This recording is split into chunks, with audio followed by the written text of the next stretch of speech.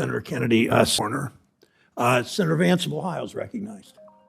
All right, thank you, Mr. Chairman. Mr. Singh, I want to direct my questions to you. I just want to ask about the Russian sanctions in particular, whether they've been effective or ineffective. And I want to just, as a backdrop here, offer a few pieces of information. So last March, a month into the war in Ukraine, President Biden went to the Royal Castle in Warsaw and unveiled a sanction regime that he said represented a, quote, new kind of economic statecraft with the power to inflict damage that rivals military might. I certainly hope he was wrong, because if he wasn't, then I'm a bit more worried about our military might than I was before I just read this quote. Because, look, the issue here is that the sanctions, if you look at the numbers, have clearly not matched up with what the Biden administration predicted. So a couple of pieces of information. Biden swore that the Russian economy would be, quote, cut in half. The White House predicted that last year the Russian economy would shrink by 15% or more. In fact, it shrank just 2.2%. Biden, I believe, said that the Russian ruble would be reduced to rubble. In fact, the Russian ruble is one of the best performing international currencies in the world today, and is worth, compared to our dollar, is worth the same that it was when the invasion began a little over a year ago. You were the architect of these sanctions, and so I'd like to better understand the approach that you advised President Biden to take. But first, I would like your candid assessment. Do you think that these sanctions have been effective? Thank you, Senator. I think sanctions are doing their job. They're not the only tool we're deploying. The most important ones are helping Ukraine fight for its freedom, enlarging and fortifying NATO's eastern flank, helping the world get off of Russian energy, welcoming the millions of refugees flowing into Europe. These are the tools that in tandem can make a difference. But when it comes to sanctions, yes, I think they're doing their job. You are correct, sir, that the decline in Russia's GDP, 2.2% last year, is lower than what many expected, including me. But as I mentioned previously, I think what Putin has done is created a Potemkin facade. He has propped up this year's growth by sacrificing his long-term growth potential. How? Capital controls. If you have a ruble in Russia, it's very difficult to convert that to a dollar. If you can't access dollars, you can't import anything. Without imports, Russia can't modernize or diversify its economy. Russia weaponized energy. That, of course, pushed up energy prices. That flattered net exports. That flattered GDP growth. But he's lost half of his energy customers. And oil and gas revenues are down 50% year over year. And then the last thing he did is he spiked government spending by 60%. You can do that to prop up GDP growth, but you'll deplete national savings. You'll drive up inflation. You'll drive up interest rates. We've degraded his military-industrial complex. We've cut off Russia from its major energy consumer in Europe. So, Mr. Singh, I want to just unpack a couple of points there. So certainly take the point that perhaps the Russian long-term economic damage has been there, but it's a little concerning for us as policymakers when the administration says that these sanctions are going to be effectively a military-grade deployment into the Russian economy. And then you look at the top-line data, and that just hasn't been borne out. And I worry about that. I also worry. I spoke to an international relations scholar yesterday who really expressed some concern about whether America's deployment of sanctions in this particular context and the failure to see obvious short-term benefit to the Americans, obvious short-term damage, or at least nearly as significant as short-term damage to the Russians, actually causes some credibility issues with our own government. Just a couple of other questions here. So I wonder, when you guys were thinking about designing these sanctions, if you maybe underweighted and understated the importance of manufacturing, mining, the sort of real sectors of the economy that are much more important when you're developing a war economy than, let's say, finance or technology, or at least digital technology. I'm sort of curious there, sort of how you think about that, because you mentioned the Russian industrial base being degraded. But when I look at the Russians, having a 6-to-1 artillery advantage against the Ukrainians and being able to, apparently as far as the eye can see, develop artillery munitions in a way where already America's stocks are being depleted. It looks on the ground as if the Russians continue to have not just an artillery advantage today, but will plausibly have an artillery advantage 6 months in the future. Did you guys underweight the importance of manufacturing, mining, the older economy, according to a lot of people, but the economy that actually matters when you're fighting a war? Thank you, Senator. It's a good question. Look, so we designed the sanctions to apply pressure where we have a strength that intersects with Russia's vulnerability. So foreign capital was one of those areas. Cutting edge technology was a second.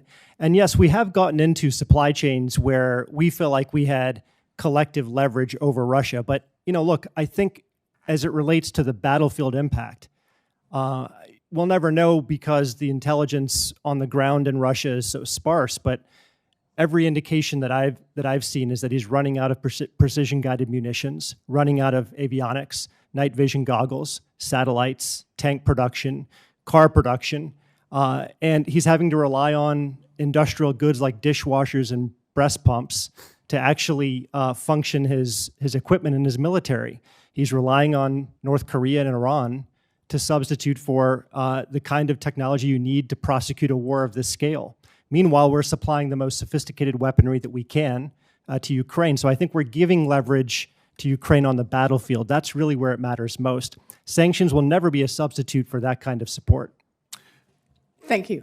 Thanks. All right, Thanks thank you. And I've been left with... First, let me say thanks to Adam, who's been a good friend and an advisor throughout the entire primary and general election process, and whose organization is doing a lot to bring basic conservative values back to our culture, back to our young people, and back to the institutions of education where they've been banished for far too long. So, Adam, thanks for all that you've done for me personally and for the movement. I want to thank all of you for being here, and I want to thank especially Kevin Roberts and all of the Heritage Foundation for 50 years of incredible work on conservative policy. The old famous story, of course, is that when Ronald Reagan took over, he went to the Heritage Foundation to identify all the things. How could he translate his campaign promises into reality?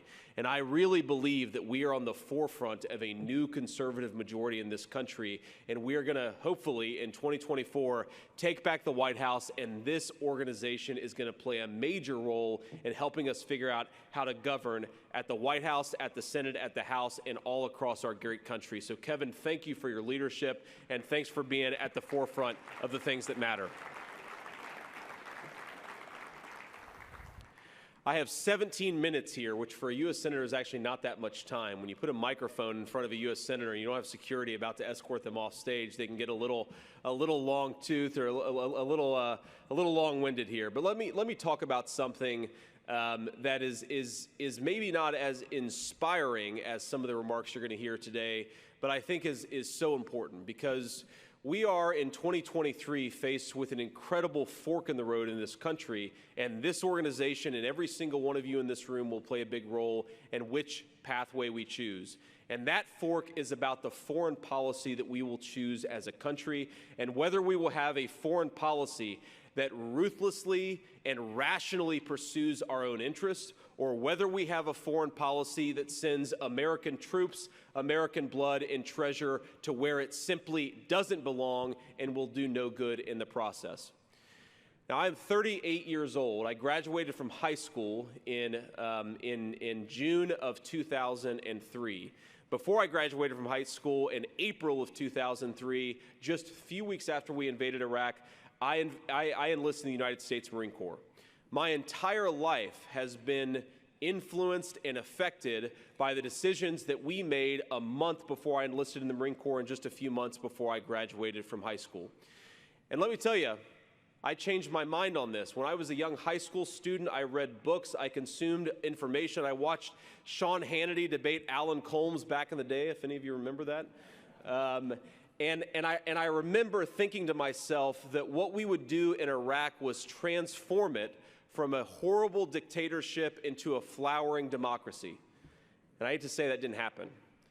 And I also hate to say, not just that it didn't happen, not just that some of us were wrong, myself very much at the top of the list, even though I was only a high school student, but the people who were most wrong suffered no consequences, and the American foreign policy establishment has learned zero lessons from what is perhaps the most unforced and catastrophic error in the history of this country. Trillions. We spent trillions of dollars. We killed thousands of Americans and more Iraqis. We eradicated the oldest Christian population in the world, all in the service of increasing the power of Iran and putting our ally Israel under greater threat. And yet the people who pursued that policy, the people who pushed it, still have cushy think tank jobs, thankfully not here. They still have great media consultantships. They make a lot of money and they have a lot of prestige. I think it's time to throw those ideas on the ash heap of history and tell the people who made the mistakes of 20 years ago, we're not going to let you make them again in 2023.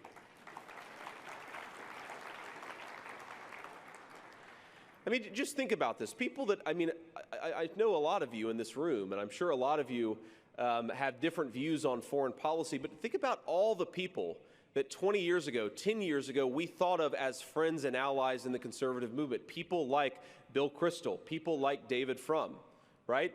Now, maybe all of you knew more than I did at the time, but these guys were people who I thought knew everything. They knew exactly what we needed to do in American foreign policy. It doesn't bother me that they were wrong. What bothers me is that they've suffered no consequences. Think about this. If you had been put in a position of power where you had advocated for a catastrophic decision in your company, in your personal life, in your business, certainly at the height of American foreign policy, don't you think you should suffer some consequences when you screw it up? Is that common sense? This is maybe the most important lesson of Iraq, is that the people who drive our foreign policy very often don't know what they're doing, but they suffer no consequences when they're wrong. We in this room need to change that. We need to make sure that the people who have made catastrophic mistakes at the very least have to apologize for it before they advocate the next catastrophic mistake for the next generation. How about that?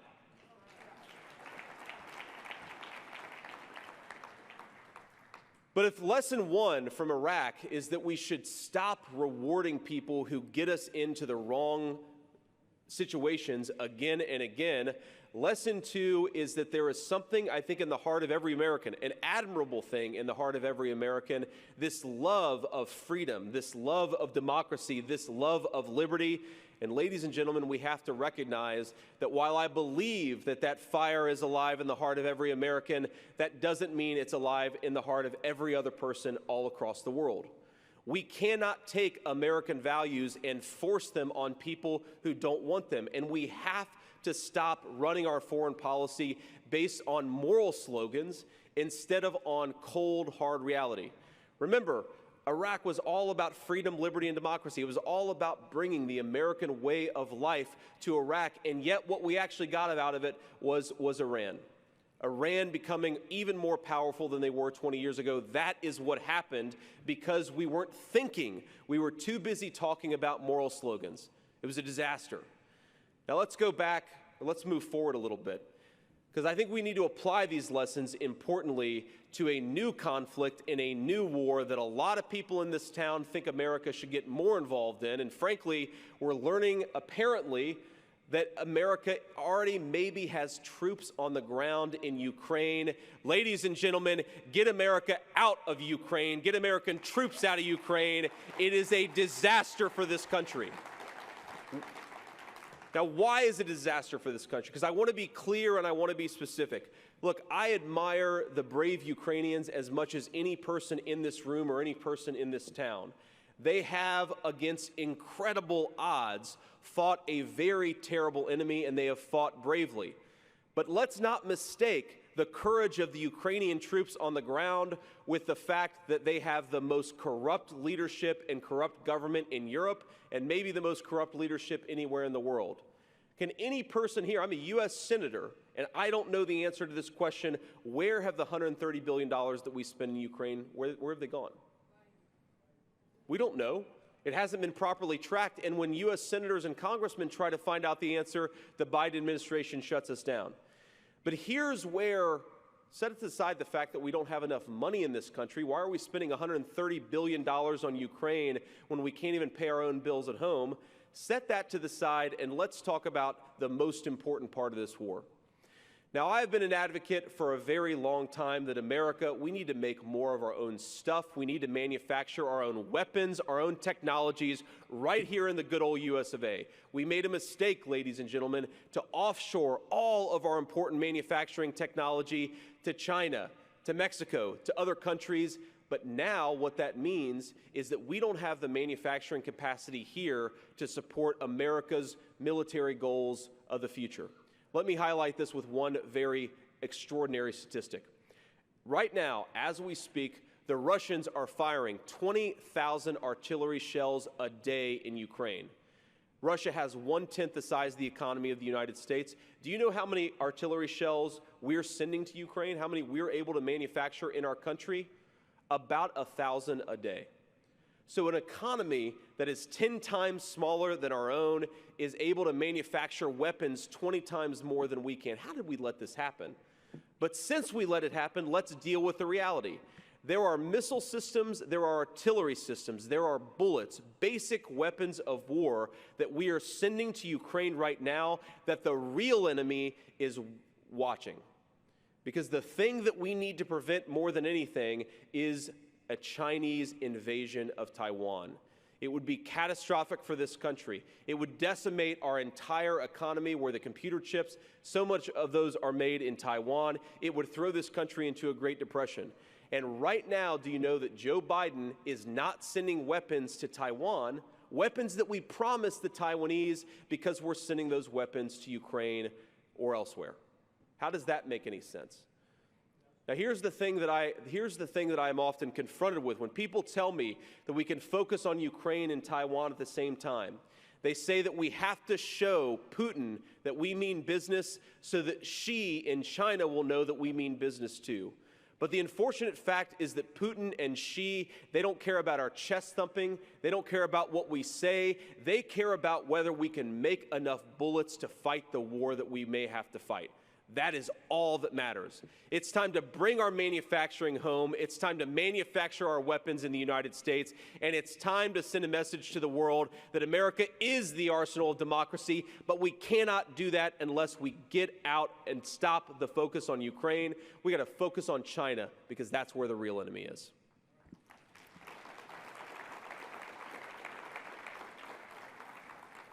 This is hard for a lot of us to accept.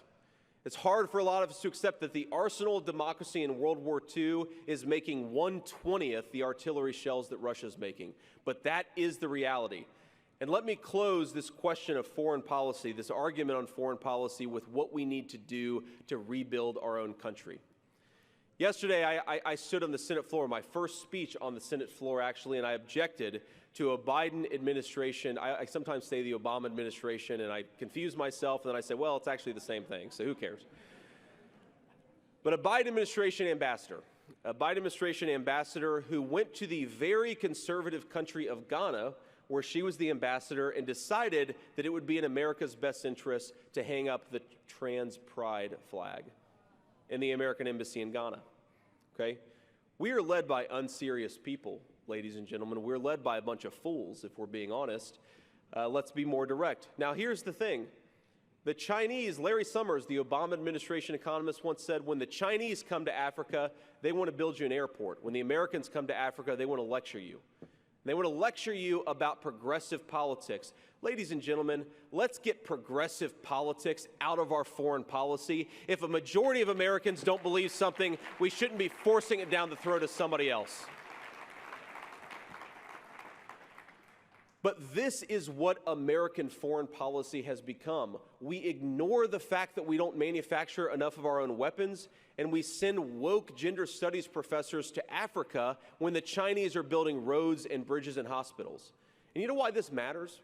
It matters because Africa has an incredible future in the economy of the 21st century.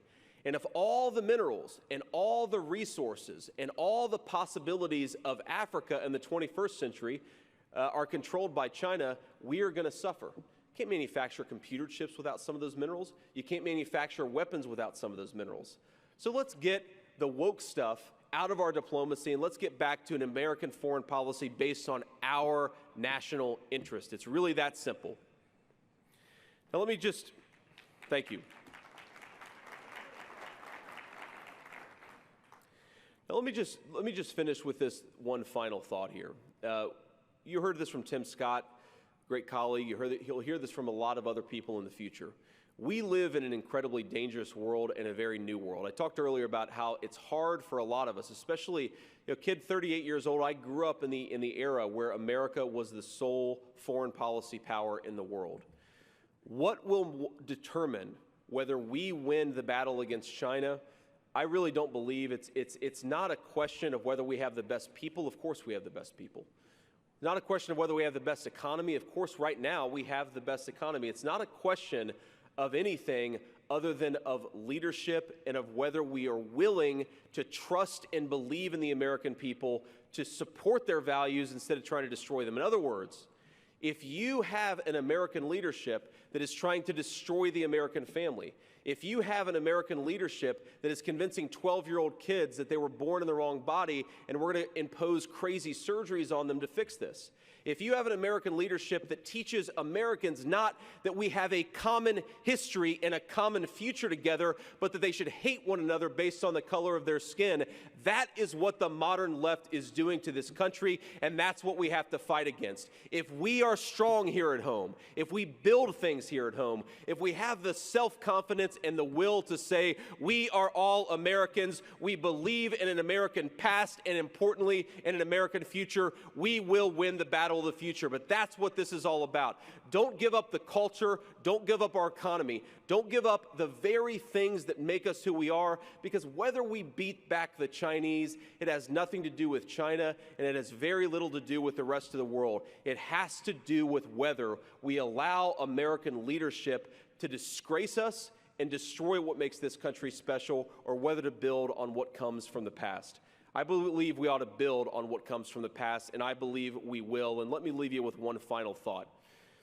I'm a new senator. I'm a new politician. I ran for office. Actually, I hate calling myself a politician. It's sort of, I feel like I need to go take a bath or something. But I guess I am. When you run around asking the people of Ohio to vote for you, you become a politician. I've been doing this for all of 2 years. But let me say something. Adam talked about, I think, you don't hear people in America talk about their faith anymore. You don't hear people in America talk about the fact that we were, as John Adams said, a foundational republic created for moral and religious people. Well, I'm going to talk a little bit about God. When I was actually talking to a good friend about 2 years ago, actually, when I was thinking about running for Senate. And there was a lot going on in the country at the time. There were a lot of bad things that Joe Biden was doing. This was when, remember, Delta and some of the big corporations in Atlanta were going after Georgia for passing common sense voter ID. You remember that? That was about 2 years ago. And I remember thinking to myself, well, if the corporations are teaming up with the left, what can we really do here? And I was doing something. There's a technical term for what I was doing when you sometimes talk to a friend and you're not feeling great about things. I was whining. I was whining to a buddy about how things were going, and he kind of stopped me dead in my tracks. He's a person who's very influential to me returning to my own Christian faith, and he said, JD, despair is a sin. I thought a lot about this because I talked to a lot of people from all walks of life in the conservative movement. I see a lot of despairing right now in our movement. And I'd encourage you to think despair is not just bad because it allows the other side to take advantage of us. It's not just counterproductive. Despair really is a sin. Our hope in this country is not that everything has been going perfectly in the last 10 years, because it hasn't. Our hope in this country is that we have the best people in the world, we have the best republic in the world, we have the best constitution in the world. Ladies and gentlemen, despair is a sin. Let's fight for this country and take it back. God bless you, and thank you for having me.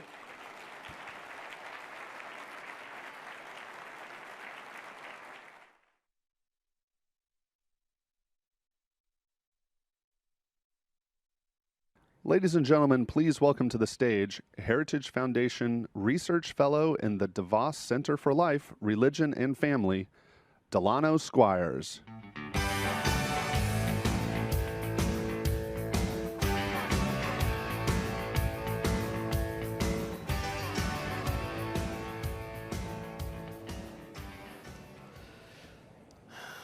Well, good morning. And what a great speech by Senator J.D. Vance. I have the honor right now of introducing someone that I consider a friend for the next discussion. Allie Beth Stuckey is the host of the podcast Relatable. where she breaks down the latest in culture, news, and politics from a Christian conservative perspective. She's a frequent guest on Fox News and other media, and the writer and author of the best-selling book, You're Not Enough, and That's Okay. Today, in addition to podcasting, writing, and making the occasional satirical video, Allie Beth speaks to a broad array of gatherings and organizations, including colleges, about the importance of constructing a biblical worldview. Allie is a wife and a mother, vocations that make her one of the most courageous and effective voices in the culture wars.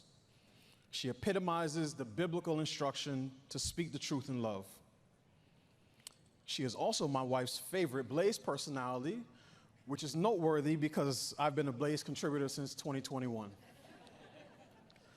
So I know you all are in for a real treat, and I welcome to the stage now Allie Beth Stuckey.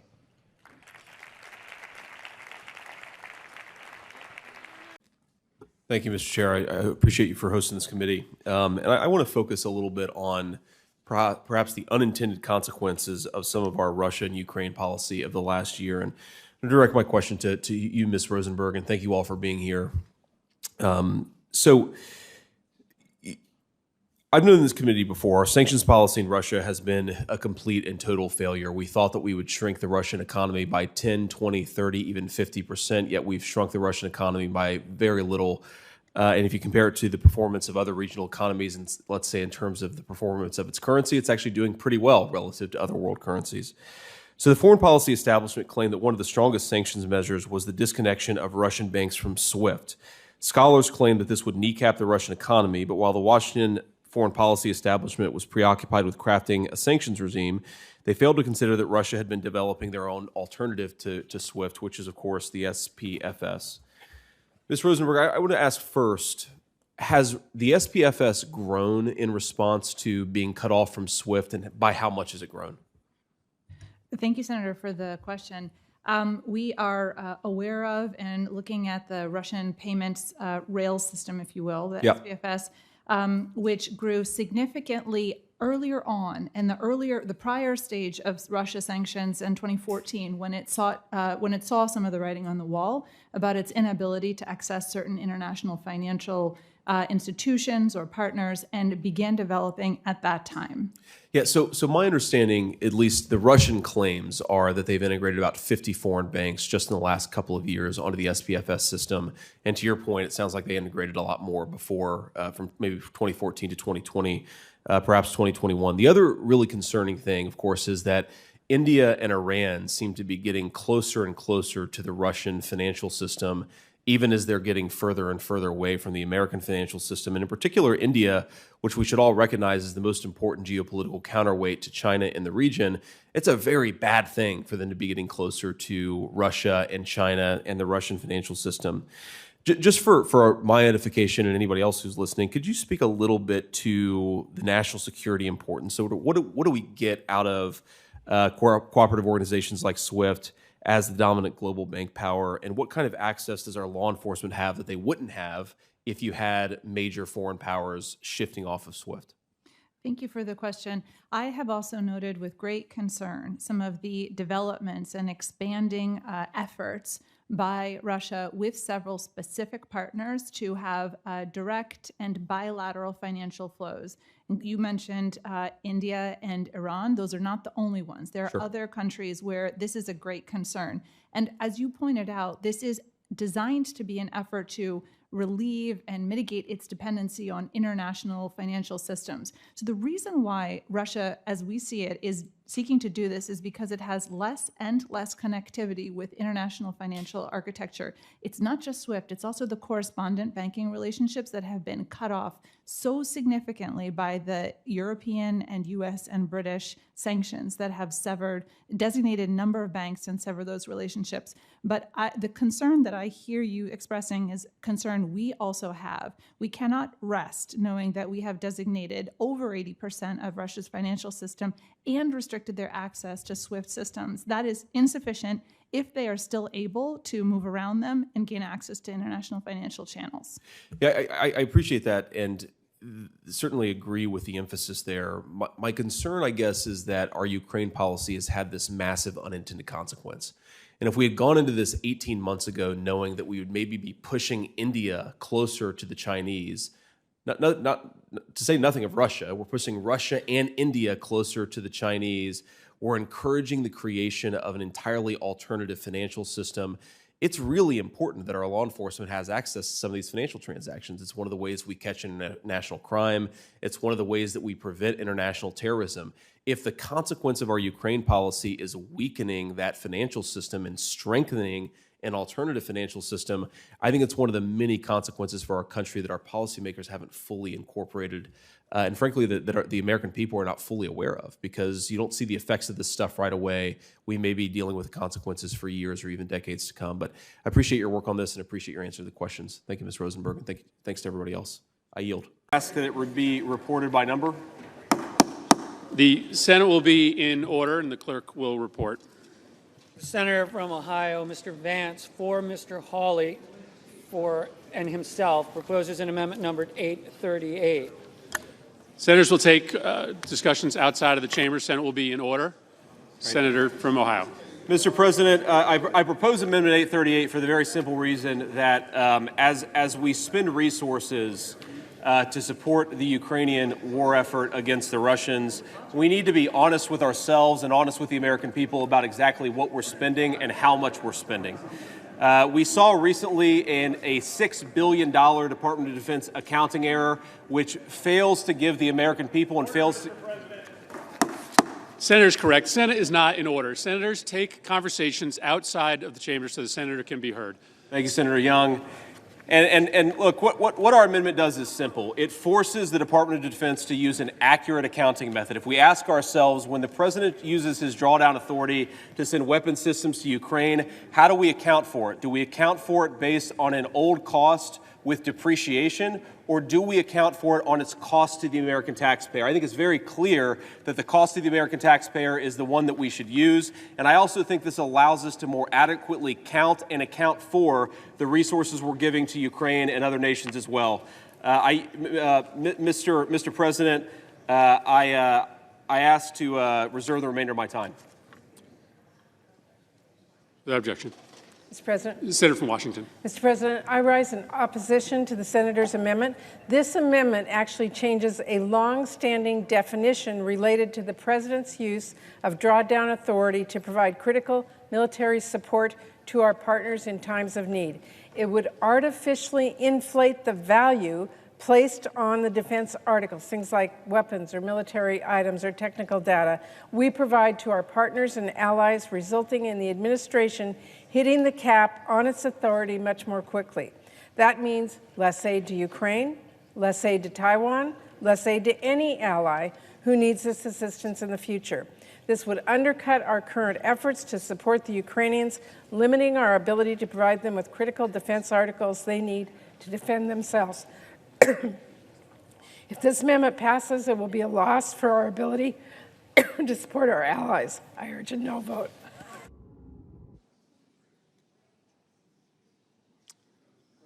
Mr. President. The senator from Ohio has 47 seconds remaining. I'll be brief here. So first of all, the Department of Defense recently clarified that it has not used the proper accounting methods in Ukraine. So I don't think that this is a change to a longstanding policy. I think that it reinforces proper accounting methods within the Department of Defense. The more important point here is a $6 billion accounting error is approximately the amount of aid that the United Kingdom has provided to Ukraine. If we're not using an accounting method that allows us to properly account for this stuff, we are missing gaping numbers. We can't possibly have a reasonable cost-benefit debate if we don't know the cost of the resources and of the weapons we're sending to Ukraine. We just need to be honest with ourselves and with the American people. That's all this amendment does, and I ask that it be called up for a vote. Right. Mr. President, is there further debate? is there time remaining? Senator from Rhode Island has a minute 3 seconds. Mr. President, the Army recognized its mistake. They've revised their policies. They now use something known as net book value which is consistent with the Foreign Assistance Act, which the State Department uses. And reinforcing Senator Murray's point, the bottom line here is we adopt this amendment, we will lower the amount of equipment we can provide to Ukraine, which is critically in need of such equipment. I would urge a no vote. All right, the question is on the amendment. The yeas and nays have been requested. Is there sufficient second? There appears to be, and the clerk will call the roll. Ms. Baldwin. Mr. Barack.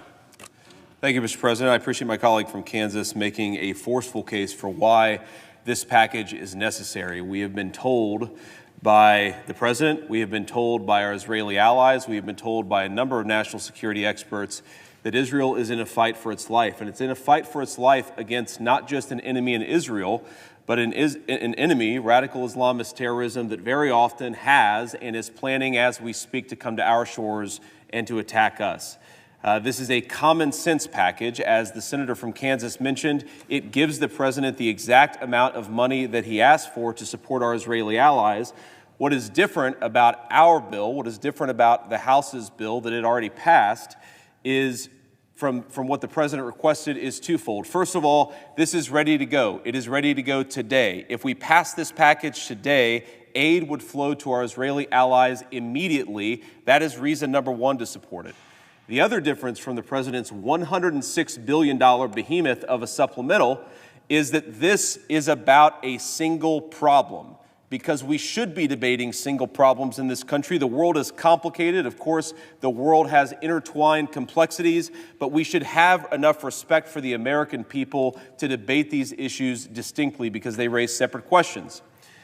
Many of my colleagues may forget that a matter of weeks ago, a matter of months ago, there were people in this chamber, there were people in the United States of America demanding that the state of Israel give money and weapons to the Ukrainians, money and weapons that the Israelis are now using this very moment to defend themselves. The idea that these policies are not in tension with one another, the idea that what happens in Russia and Ukraine is separate from what happens in Israel is not just obvious, it is common sense, and it has been borne out by the reality of the last couple of weeks. Now, my colleagues would like to collapse these packages. Too many of my colleagues would like to collapse these packages because they would like to use Israel as a political fig leaf for the president's Ukraine policy. But the president's Ukraine policy, just like the Israeli policy, should be debated. We should talk about it. We should discuss it. We should separate the costs and benefits and analyze them as distinct policies, because that is what the American people deserve of their legislature. Now, there are many questions we could ask about the Ukraine policy, many issues that have gone completely unanswered. Number one, what is our end goal in Ukraine? You hear commonly that the goal is to throw the Russians out of every ounce of Ukrainian territory, and yet when you talk to the president's own administration in private, they admit that that is a strategic impossibility. Let me repeat that. No rational human being in the president's administration believes that it is possible to throw the Russians out of every inch of Ukrainian territory. So why is that the public justification offered by many advocates of indefinite, unlimited Ukrainian aid? Because this debate is fundamentally dishonest. We are not telling the American people the truth because we know that if we did tell them the truth, they would not support an indefinite flow of money to Ukraine. What are we doing, ladies and gentlemen? How long is this supposed to go on? How much money are we expected to spend? What is the strategic objective? What are we trying to do? Are we monitoring the fact that we have spent nearly $200 billion if the supplemental passes, $200 billion to one of the most corrupt countries in the world? Do we have proper assurances that all that money is being spent on the things that we tell ourselves that it's being spent on? The answer, of course, is no, because we have not had a real debate in this chamber. The American people, I think, should be ashamed of us for that fact. Let me offer just one final observation here. You have heard in this chamber, you've heard even today, that the Ukraine policy was born of a spirit of bipartisan agreement. That we had this moment where Democrats and Republicans recognized that it was very, very important to help the Ukrainians push back against the Russian attack. And of course, we support and praise our Ukrainian friends. They've done a lot more than many people gave them credit for.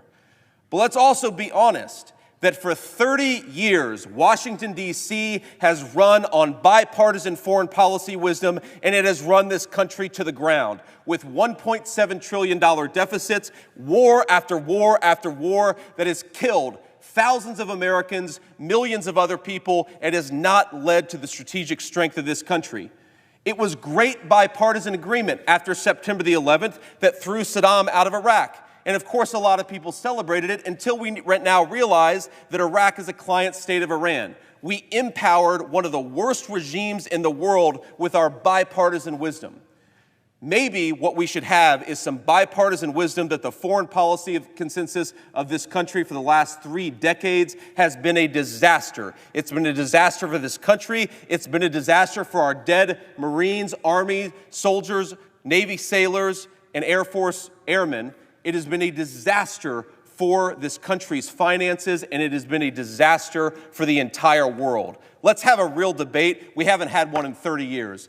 Mr. President, I yield to my distinguished colleague from Florida. Kind of open up this process again, or where are we? Well, I do think the president has to get involved and show some leadership here. If you think about the political dynamics, Republicans sort of disagree on the Ukraine question, but are unified in our belief that we need stronger border security measures. The Democrats disagree on the border, but are unified in their belief that Ukraine needs to get a lot more resources. I think that actually creates a real opportunity for some negotiation, but unfortunately the president has to participate in that process. Can you kind of clarify where you are on the Ukraine endgame? I've seen comments attributed to you suggesting you'd be okay with Ukraine giving up some percentage of its territory in a peace negotiation. Talk a little bit about what that looks like. Well, I think if you look at how mismatched the militaries are, there's really no pathway to peace that doesn't run through some negotiation. I'm not saying that's a good thing. I'm not saying it was good that Russia invaded Ukraine. I'm not saying it's good that Ukraine has to give up territory. But they have made no significant progress despite hundreds of billions of dollars of American aid. Is another $100 billion really going to accomplish anything? Or will it take Ukraine further down the pathway of becoming effectively a dependent of the United States of America? My worry here is the country is effectively being destroyed. The average age of a service member in the Ukrainian army is now 43 years of age. They can't pay their pensioners. If this goes on another year, are we dealing with a country, or are we dealing with a rump state that depends on America indefinitely? What message do you think that sends to, let's say, Taiwan? That if you get invaded and you can only last a year or so, if you can't win in a year, you got to give up 20% of your country. No, look, I think, first of all, Taiwan is a much different priority for America than the Ukraine is. Why do you think that? Well, in part because they produce such critical economic ingredients of our own economy that if Taiwan was taken over by China, it would give the Chinese even more leverage over the United States. Whereas I think Ukraine, obviously it's an important country, it's just not nearly as important to America's core national interests as Taiwan. I think the lesson all of us should take away, the Taiwanese, the Ukrainians, but most importantly American policymakers, is we do not have the industrial base to support multiple conflicts at once. You already see evidence that we're taking shipments of weapons that were planned for Israel, diverting them to Ukraine, or planned for Ukraine and diverting them to Israel. The takeaway from this conflict is actually that America needs to build more of its own weapon systems. And while we're rebuilding that industrial base, we can't pretend we can fuel 3 conflicts at once. We just can't. One more thing, Sure. because I think it speaks to the other argument. I've seen attributed to Zelensky that he talked about the idea that if Ukraine loses this war, you'll have a migrant crisis of their own right in Europe. Is that a European problem?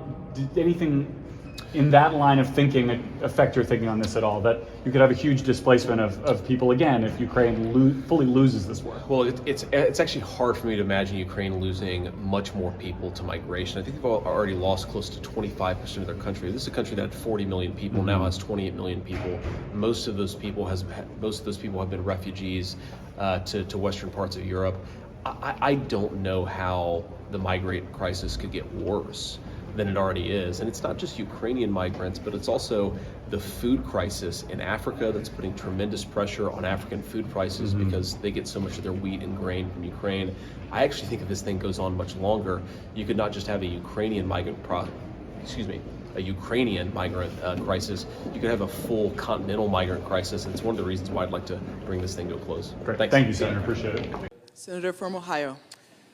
Thank you, Madam President. I come to debate and to make an argument about whether we should continue funding Ukraine indefinitely, because this country and this United States Senate has not actually had much of an argument about whether we should continue to fund Ukraine indefinitely.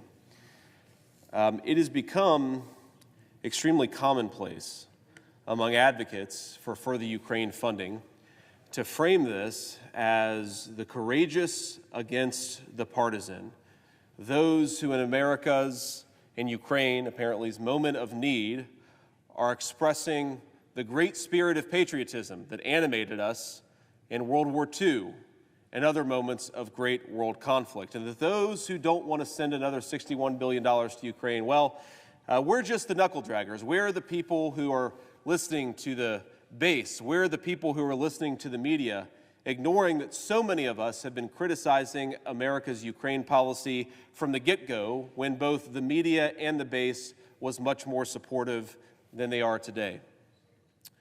One of the most preposterous arguments that I hear in defense of our policy in Ukraine is that it is bipartisan, that the experts know better. Perhaps Senator J.D. Vance doesn't know what the Joint Chiefs of Staff do. Perhaps the Republican base doesn't know what the experts in national security do. Maybe they, with their knowledge and their training and their intelligence briefings access, know something that the American people don't. So while the American people have grown more and more skeptical of this conflict, perhaps it makes sense that we should actually listen to the experts. And where have we heard that argument?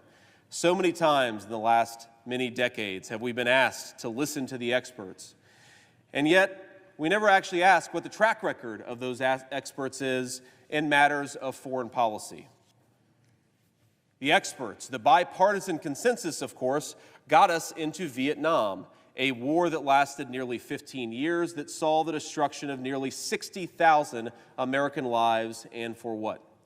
It was the bipartisan foreign policy consensus, the experts, that got us into a 20-year war in Afghanistan, where American taxpayers for 2 decades funded things like how to turn Afghanistan into a flowering democracy, or how to ensure that the Afghans had proper American thoughts about gender in the 21st century. Well, maybe that was a waste of money, and maybe the experts were wrong. Those same experts, of course, counseled us that we must invade Iraq because Iraq has weapons of mass destruction, and yet Iraq had no weapons of mass destruction, and the war led not only to the destruction of 5,000 American lives and many, many hundreds of thousands of innocent people beyond that, but also led to the regional empowerment of Iran, which now we are told by those same experts is the biggest problem that we face in the Middle East.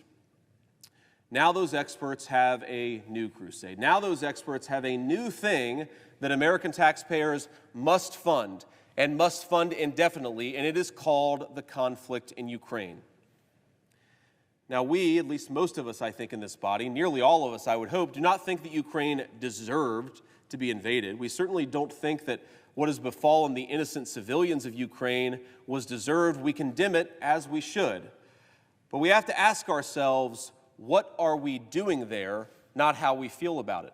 What is our objective there, not how sad we feel about what's befallen the innocent civilians? We have to engage in what the bipartisan experts have failed to engage in for 50 years, a conversation about strategy, asking very specific, very discrete questions about what it is that we're doing there. What are we trying to accomplish? How long will it take to accomplish these things? And for how many millions or billions or trillions of dollars are we in for before we can accomplish these things? Now, I've heard any number of explanations from my colleagues who support our policy in Ukraine about what it is that we're trying to do. At the beginning of the war especially, you hear this argument far less, but at the beginning of the war especially, you would hear an argument that we had to throw Vladimir Putin back to the 1991 borders. Well, we don't hear that argument so much anymore. Why? Because it was preposterous then, and it's preposterous now. Ukraine is a country that now has about 28 million people. That's after many hundreds of thousands have died in the war, and many, many millions have left the country, probably permanently beyond that. Russia, by comparison, has 160 million people and has the industrial capacity to make many, many more times artillery shells and other critical weapons per day. So against that Leviathan in Eastern Europe, we are told somehow that the Ukrainians can win. Well, again, what is victory?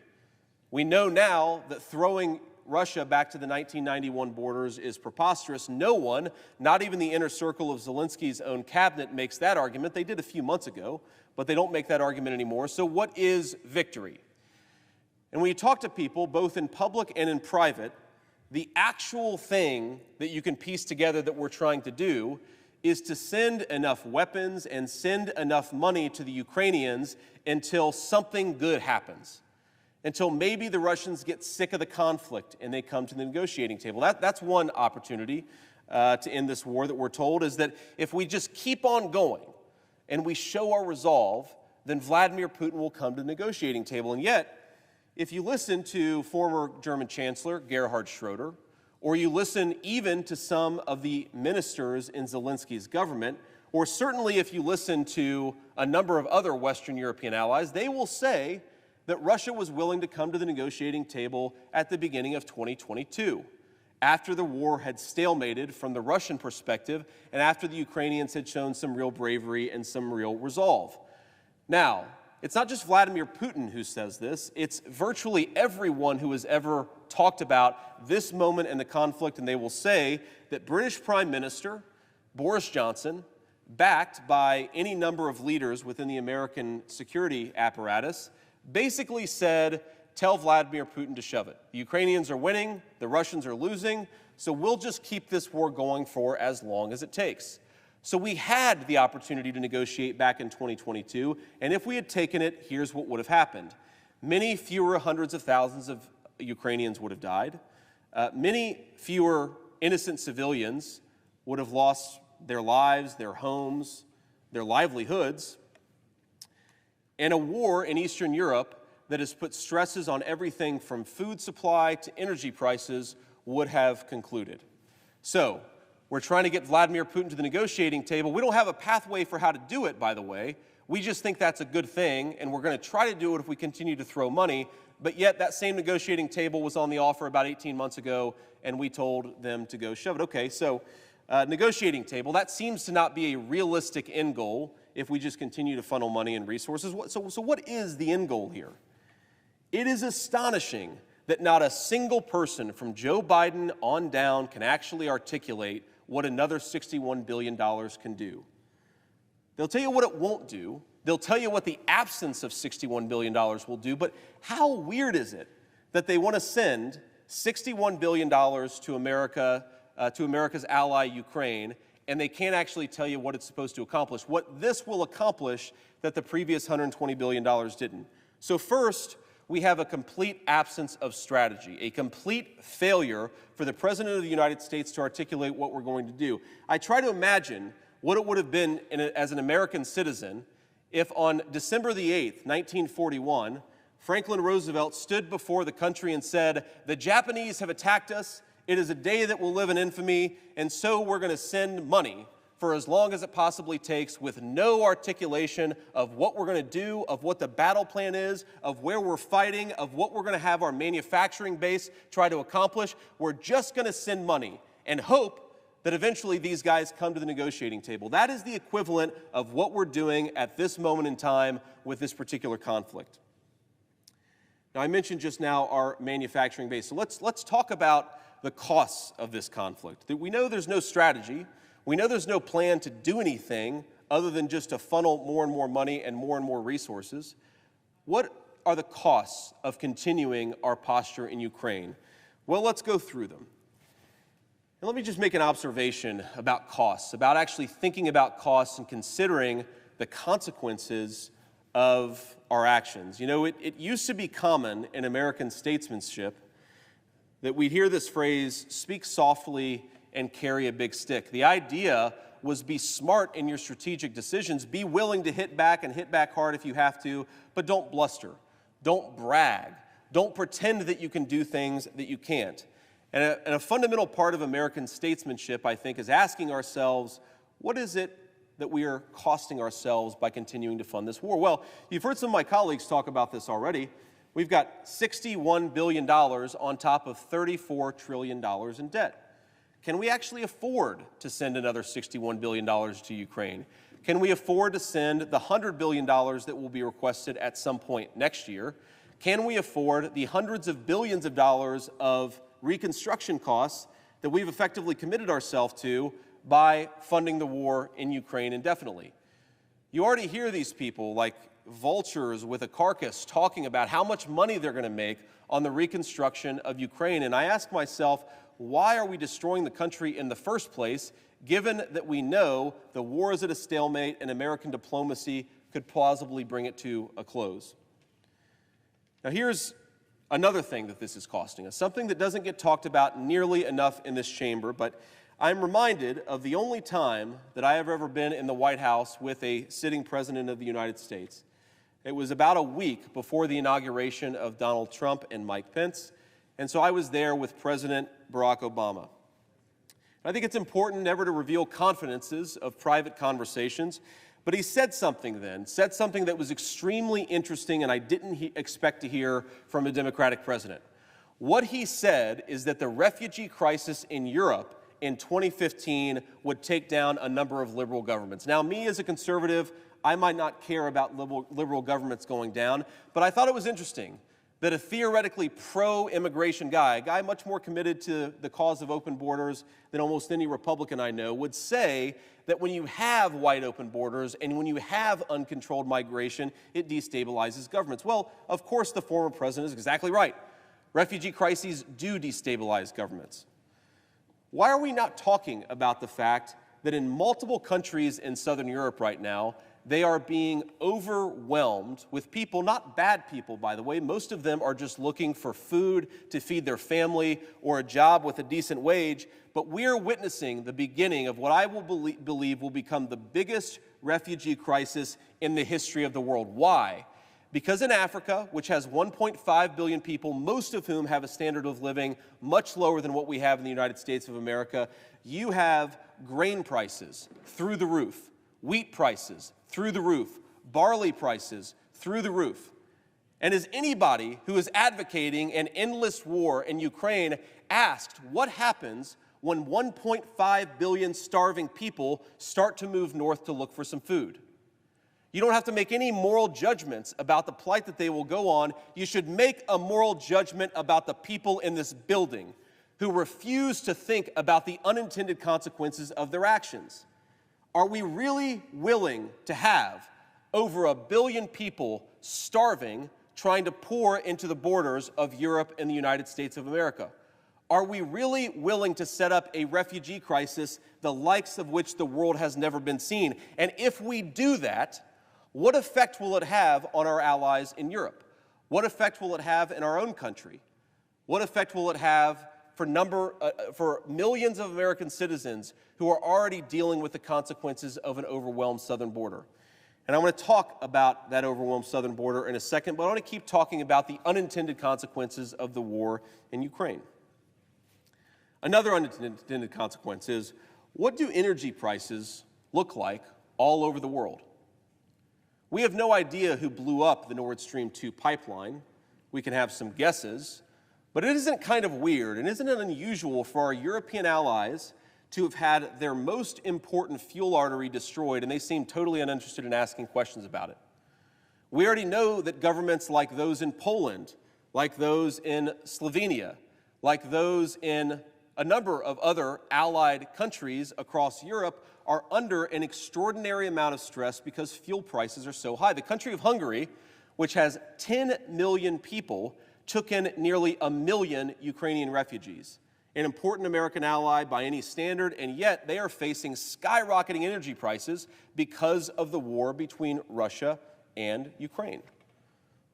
What effect does it have on the many millions of people who are living over there? What effect does it have on America's national security when we take down a number of allied governments because the people there can't afford food and can't afford energy? That is another unintended consequence. And while we're talking about the unintended consequence of energy prices in Europe, let's ask a very important question about why we're here. Now, my Democratic friends on the other side of the aisle act like Ukraine is the most significant issue confronting our country. You see the Ukrainian flag lapel pins. You see the way that people talk about it on social media. There is a species of American liberal who thinks that the Ukraine war is the most important thing confronting our country. But it's not so important that they will pursue common sense American energy policies. The reason why Russia is so powerful on the world stage today is one reason: because of stupid American and European energy policies. Preposterous energy policies that drive up the cost of natural gas. So while we, with the one hand, send $61 billion to Ukraine, we pursue a set of energy policies that drive up the cost of natural gas and enrich the Russian oligarchs who are paying for the war. We are literally paying for both sides of the war. The Russian side with dumb energy policy and $61 billion to Ukraine direct with American taxpayer subsidy. That is another unintended consequence. And my Republican friends, who I assume all of them agree with me on the idiocy of our modern energy policies in 2023 and 2024, why are they supporting a conflict that in fact is a cover for those energy policies? If they really cared about Ukraine as much as they say they did, perhaps they should force the President of the United States to stop enriching Russian oligarchs with terrible energy policy. But we're not doing that. We're going to continue to fund both sides of this war, and I guess that's just the way that it's going to be. Let's talk about another unintended consequence of our Ukraine policy. We are, at this very moment, incredibly stressed in how many weapons we can manufacture. I tell this statistic to people, and they're sometimes surprised by it. The first time that I heard it, I was surprised by it. America, if you measure it by GDP, is, of course, the largest economy in the world, and we are 10 times the size of the Russian economy. And yet, the most important weapon in Eastern Europe today are 155 millimeter artillery shells. It's one of the reasons why 400,000 Ukrainians, that's the best estimate, have died during this conflict, is because the Russians have an incredible advantage in artillery. So you ask yourself, we're 10 times the size of the Russian economy. How many artillery shells do we make in a month, and how many artillery shells do the Russians make in a month? Well, we make in a month about 30,000 artillery shells. That's up from about 20,000 artillery shells a month at the beginning of the conflict. Guess how many the Russians make? They make about 25,000 artillery shells a day. So in a month, the United States, the biggest economy in the world, makes weapons at a rate per month that the Russians are able to meet in a single day. Well, one thing that suggests to me is that GDP numbers are awfully fake. If you can't produce weapons to defend your own people, then you can't pretend that your economy is as strong as you might like to think. Unfortunately, for Wall Street, we cannot fight wars with dollars and derivatives. We need weapons. We need bullets. We need artillery shells. We need missiles, and America doesn't make nearly enough of those. Not for our own security, and certainly not enough to support both the Ukraine conflict and, God forbid, a conflict that might occur in East Asia. So let's specify that a little bit more. We're right now depleting critical munitions, missiles, artillery shells, and bullets faster than we can replenish them, and then we send them to Ukraine. Well, I'm sorry, why does that make an ounce of sense for our own national security? Shouldn't we rebuild our own manufacturing capacity before we spend all of it on Ukraine? Shouldn't we make more of our own weapons and gain some self-sufficiency in weapons manufacturing before we send all of those resources to Ukraine? The answer of the United States Senate is apparently not. So on issue after issue after issue.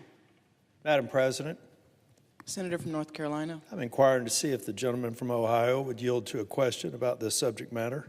Will the gentleman yield? I'm happy to yield, Madam President. Thank you, Senator Vance. Senator Vance, this appropriations bill that's before us, I just want to make sure that I've got my facts right. I believe that there's $35 billion to restore U.S. military readiness and modernization. I also believe that, and please correct me if I'm wrong, that for every dollar we're sending to Ukraine, we're appropriating about $2.50 to make sure that we backfill and cover. There are a lot of bad and unintended consequences to this conflict. One of the good ones is learning before we have to defend ourselves that we are grievously out of step with manufacturing capacity. And it is my understanding that $35 billion, about half of the money that's being appropriated to Ukraine, is actually being appropriated back to the industrial base and for Patriot missile manufacturing, a number of other vulnerabilities that we found. We're trying to address it. Do I have a correct understanding of that? To my colleague from North Carolina, before I answer that question, Madam President, can I inquire how much time I have? And Madam President, I would also like to state that I have time that I will, in response to my question, I will yield my time for the purposes of you allowing to have time beyond the answer to the question. The senator from Ohio has 40 minutes remaining. So, Madam President, I ask unanimous consent that the only time used by the senator from North Carolina be debited to his post-cloture time, and that to answer his question, we not have time deducted from my account. Is there objection? Without objection. Thank you, Madam President. So, to my colleague and friend from North Carolina, I want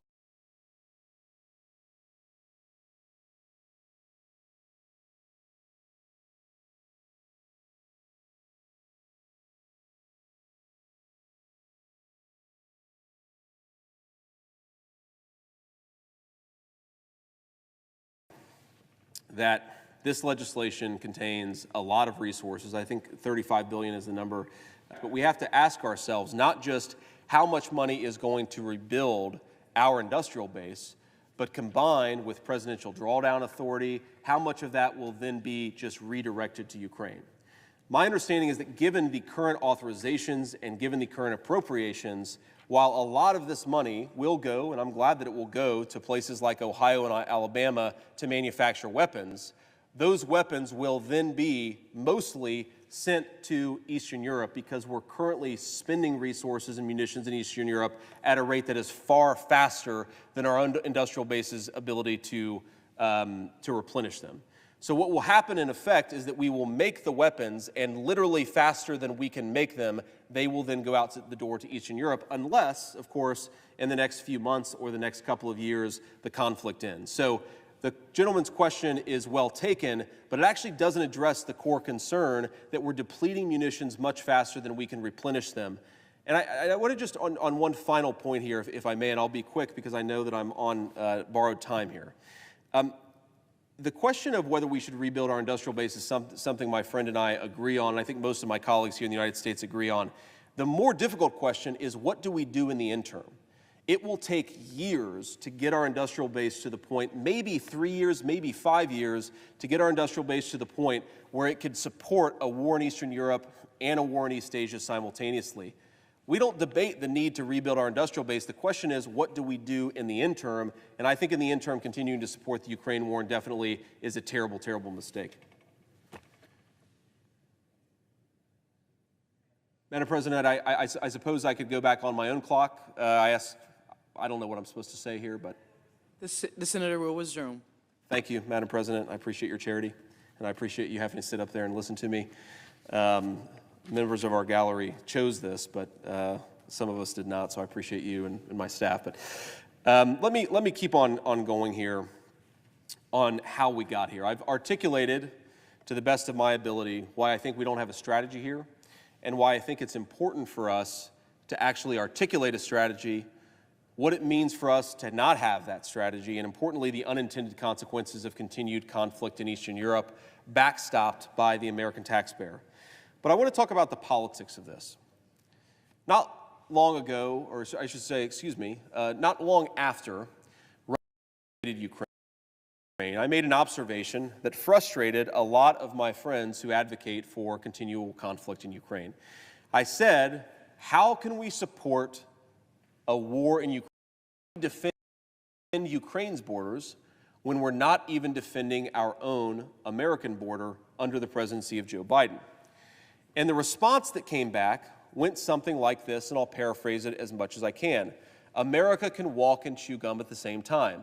A great power should, in theory, be able to support an ally in Eastern Europe while at the same time securing its own southern border. And I think the events of the last week have revealed just how preposterous that argument is. We clearly are not able to walk and chew gum at the same time. And in fact, if we were able to walk and chew gum at the same time, we would secure our border first, and we would have done it weeks or months ago, but certainly we would have done it this past week. Now, here's the basic political dynamic that unfolded, and I know my colleague from Kentucky has discussed this, so have others. The basic political dynamic that unfolded is the Republicans in the Senate said, we want border security. That is the issue around which Republicans are unified. We want border security, and of course the Democrats are in charge. The Democratic leader is the majority leader of the Senate. We have a Democratic president. So, what do the Democrats want? What unites the Democrats that doesn't unite us? And the answer came back, Ukraine. The Democrats want to send $61 billion to Ukraine. The Republicans want to secure the border, and there was the root of a potential compromise. In divided government, sometimes you have to make compromises. Nobody's happy, but there was a potential compromise that could be made. And here's how the argument went. If we're going to send $61 billion to Ukraine, we should do it first in tiers. We shouldn't send it all at once. We should stagger it out a little bit. And the reason we should do that is to ensure that Joe Biden actually keeps his promise and enforces the American southern border.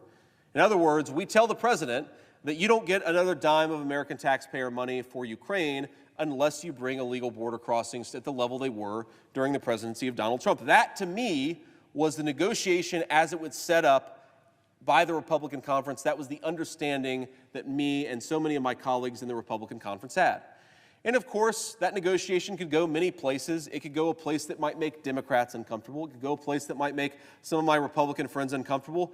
In theory, to get a deal, it would sort of get everybody a little uncomfortable, but you'd be able to get 60 senators to pass it and send it on to the House. Well, that's not what happened. What was produced instead was a secret negotiation where Republican senators, by and large, had very, very little input in the process and where we had no idea what was actually in the final package. We heard it through rumor and through conversations with friends, but immigration law is complicated.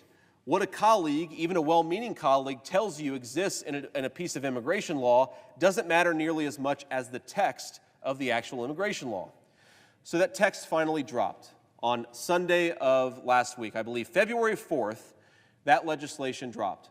A 370-page piece of legislation that would commit many, many billions of dollars to Ukraine, a few $billion to East Asia, a few $billion to Israel, and a few $billion combined with this is the worst. Let's just walk through a few of those. Number one, parole. The last Democratic president, Barack Obama, paroled approximately 5,000 illegal aliens per year. That's 5,000 per year. Joe Biden, in 3 years, has paroled between 600,000 and close to 1 million illegal aliens per year. That is not a typo or an overstatement. So Joe Biden radically increased parole authority, and that doesn't just have the direct effect of making nearly 1 million illegal aliens legal. It also has a secondary effect, because if you are in Central America or you're anywhere in the world and you would like to come to America and not go through the proper channels, now all of a sudden the clarion call has gone out. Joe Biden has thrown open the southern border, and if you come across illegally, he will parole you close to 1 million times per year, when the last Democrat did it 5,000 times per year. That is the first effect of Joe Biden's parole, and our great border compromise did nothing to limit Joe Biden's parole authority. Number two, another problem with our border law is that it has been manipulated so that we turn so-called illegal aliens into so-called asylum seekers. Here's how it works. We, of course, want to be a country that's welcoming to those who are fearing persecution. So if you come into this country as an economic migrant and you come illegally, you come having not followed the laws of this country, you can claim asylum. And if your asylum claim is granted, you immediately receive amnesty and you are on the track to becoming a citizen of this country, even though you never followed the law to get into the country in the first place. The other effect of our problematic asylum laws is that even if the asylum claim is not granted, you can be released into the country for a period of years, sometimes even decades, before an immigration judge hears your claim. So let's say you're an economic migrant.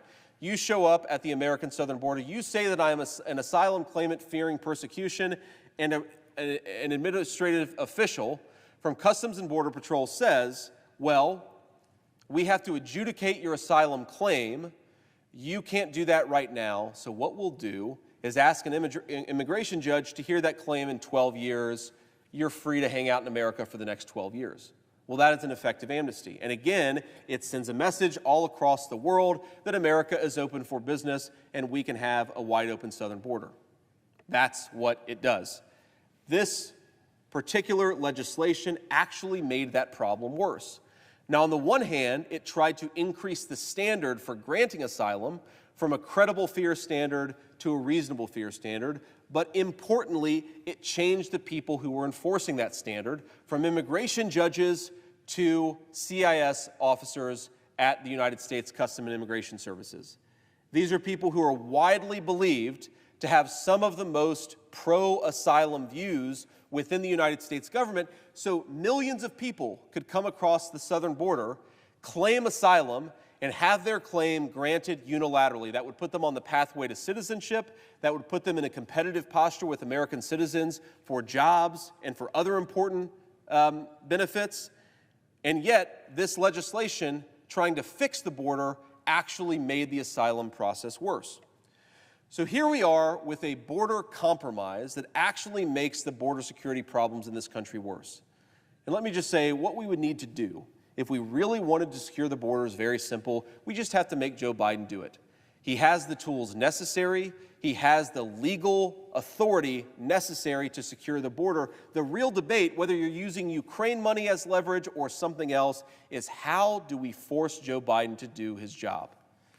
This legislation didn't do that. It didn't even come close to doing that. And so most Republicans rejected it. So now here we are, an hour after the first foray of border security negotiations, the first volley where Democrats give us border security and Republicans give $61 billion in Ukraine.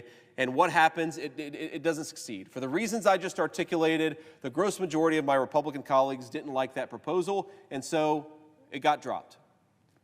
And what you might expect happen in a good faith negotiation that was actually about the border, if we were actually trying to secure the border, you might have said, this is not the Democrats' best offer. Let's go back to the negotiating table. Let's continue to push for border security because that is the most pressing crisis that we face as a country. And what happened instead is after an hour, Senate Democrats and even some in Republican leadership decided that we should move on from border security. They had checked the box. Now let's move on to their real priority, which is sending another $61 billion to Ukraine. It stinks to high heaven, ladies and gentlemen.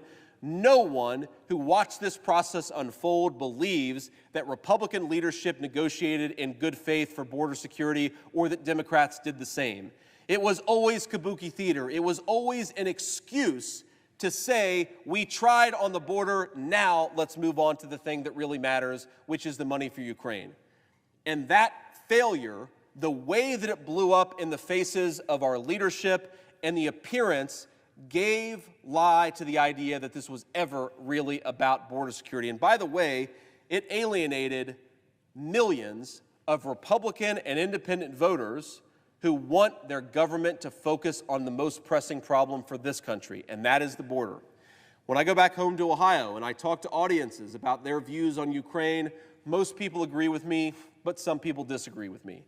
But if you go to an audience in the state of Ohio, a state that is affected tragically by the fentanyl problem, where you will drive on highways and see billboards for sex trafficking victims to call the hotline because they're being sex trafficked in the state of Ohio by Mexican drug cartels who have been given free rein at the southern border. If you talk to people and ask them what are the most pressing problems the country faces, none of them will say Ukraine. Even those who would like to send more money to Ukraine, none of them will say Ukraine. So what are we doing? Why did we give up so easily? Why did Republicans stab their voters in the back? Why did we not fight for border security? Ladies and gentlemen, that's exactly what we promised we would do. Many of us did, by the way. Even some of my colleagues who disagree with me on the Ukraine question, they at least had the courage to stand and fight for border security, but unfortunately, too far too many Republicans refused. And so we are where we are. Now let me just make an argument about where we are on this particular border situation. We have millions of people coming into the country illegally every single year. We have hundreds of thousands dying just in the first 3 years of Joe Biden's term of fentanyl overdoses. We have a president who has invited the opening of the American southern border, and now we are living with the consequences. The American people know that this was the direct result of Joe Biden's policies, and they know that he could stop it. So let's debate real border security that actually forces the president to do exactly that. There are a number of options on the table. You will sometimes hear some of my Democratic colleagues and even some in Republican leadership say, we can't have a bill because Donald Trump doesn't want us to have a bill. That if we advance common sense border security, Donald Trump would destroy it. That is the furthest thing from the truth. In fact, just last week, Donald Trump proposed a border security bill that would force Joe Biden to secure the southern border. You may agree or disagree with the policy, but the idea that there is no policy that would get Republican buy-in, including at the top of the Republican ticket, is preposterous. It's something that does not exist in reality.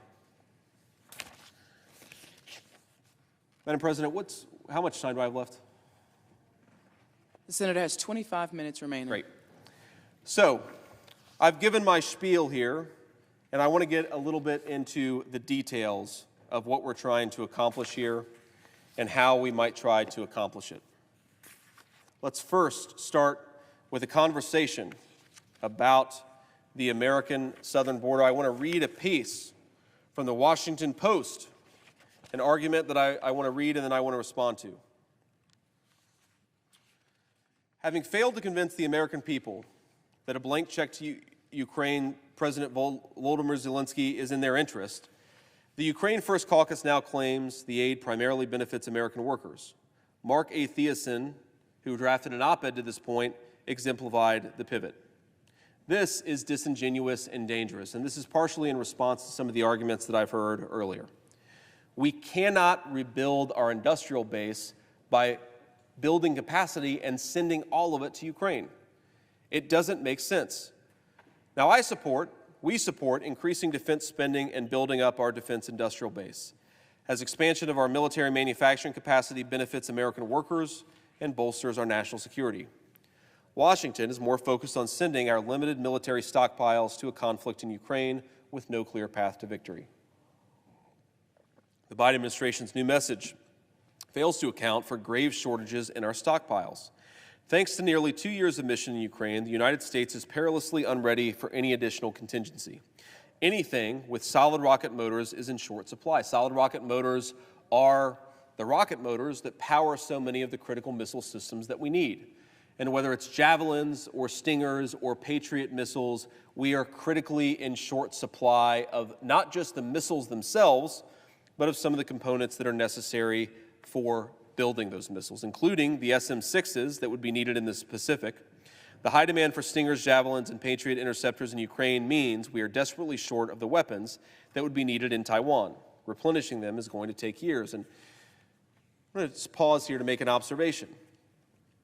One of the arguments my friends make in defense of $61 billion to Ukraine is that we need to send a message to Vladimir Putin that if we give up and walk away from the Ukrainian battlefield, even though the leader of Ukraine's own military until recently said they had no chance of victory on that battlefield, if we give up, then it will send a message to Xi Jinping, the leader of China, that we are not a steadfast ally. What they're arguing, in effect, is that it will weaken American deterrence, that process by which we prevent our enemies and our adversaries from doing things that we don't want them to. Well, in classical foreign policy circles, deterrence is the combination of, on the one hand, resolve, and on the other hand, capacity. And they're making an argument about resolve. They're saying that if we show weakness to Xi, we will be showing a weakening of American resolve. We'll show that America can't stand in there and fight the fight. And look, I'm obviously a critic of further aid to Ukraine, but it is true that American resolve is important, and we should do everything that we can to show American resolve. But you know what's more important than American resolve? You know what's more important than thumping our chest like 8th graders on a playground and saying, we're tough, we're strong, we can do it? What's much stronger than that is to actually have the capacity to defend ourselves and our allies, and that is what is so weak. Xi Jinping does not care how tough America acts. He cares how strong America is. And if we use our ammunition, our missiles, our artillery on a war in Eastern Europe, if we don't even have the bullets to defend ourselves and our allies, it doesn't matter how tough we act. Xi will do whatever he wants all over the world, and that's what this is ultimately about. We are trying to rebuild our country. What do we do in the interim? What do we actually do when our country is in a weak enough place because of decisions made over 30 or 40 years? I find it interesting that so many of the people, from the news commentators to my Senate colleagues, Republican and Democrat, who actively advocated shipping our industrial base to East Asia and Mexico, are now the people who are most fervently advocating for endless war in Ukraine. Here's the game they played. Send all of our weapons manufacturing, send all of our defense industrial base, send it everywhere but the United States of America. And now that America is in a tough spot, we should fight every conflict everywhere, even though we don't make the weapons that we need to support those conflicts. And why don't we make those weapons? It's because these guys encouraged us to ship our industrial base overseas. Those of you who are students of history will have heard the term arsenal of democracy. America was the arsenal of democracy. We won World War II, not because of chest thumping, not because we showed the strongest resolve, but because we had the strongest people and the strongest economy in the world. So at a time when America faces a number of problems, including the southern border here at home, at a time when we are weaker in manufacturing capacity than we've been at any time in the last half century, this is the point when these people want to send unlimited weapons to Ukraine. This is the point where they want to send weapons not just to Ukraine, but to many theaters all across the world. Let's have an honest conversation about the decisions that have been made and how they've made this country weaker. Let's not pretend that weakness doesn't exist and send an unlimited number of weapons to Ukraine in the interim. Now, I want to move on to another argument, but before I do, I am mindful of something that's very close to my heart personally. I have 3 beautiful children. I have a 6-year-old baby boy named Ewan, not so much of a baby anymore. I have a 2-year-old baby named Mirabelle, who is still very much a baby, and I love her very much. And I have a little guy named Vivek Gabriel Vance, who was 3 years old yesterday, but turned 4 today. And I'm sorry, Vivek, that I can't be with you for your birthday dinner, but I want you to know that Daddy loves you very much. And I'm going to read this into the record because maybe you can watch it at home. Oh, the Places You'll Go by Dr. Seuss. Oh, the places you'll go. Congratulations. Today is your day. You're off to great places. You're off and away. You have brains in your head. You have feet in your shoes. You can steer yourself in any direction you choose. You're on your own, and you know what you know, and you are the guy who will decide where to go. You'll look up and down streets, look them over with care. About some you will say, I don't choose to go there. With your head full of brains and your shoes full of feet, you're too smart to go down any not-so-good street. And you may not find any you'll want to go down. In that case, of course, you'll head straight out of town. It's opener there in the wide open air. Out there things can happen, and frequently do, to people as brainy and footsy as you. And when things start to happen, don't worry, don't stew. Just go right along, you'll start happening too. Oh, the places you'll go. You'll be on your way up, you'll be seeing great sights.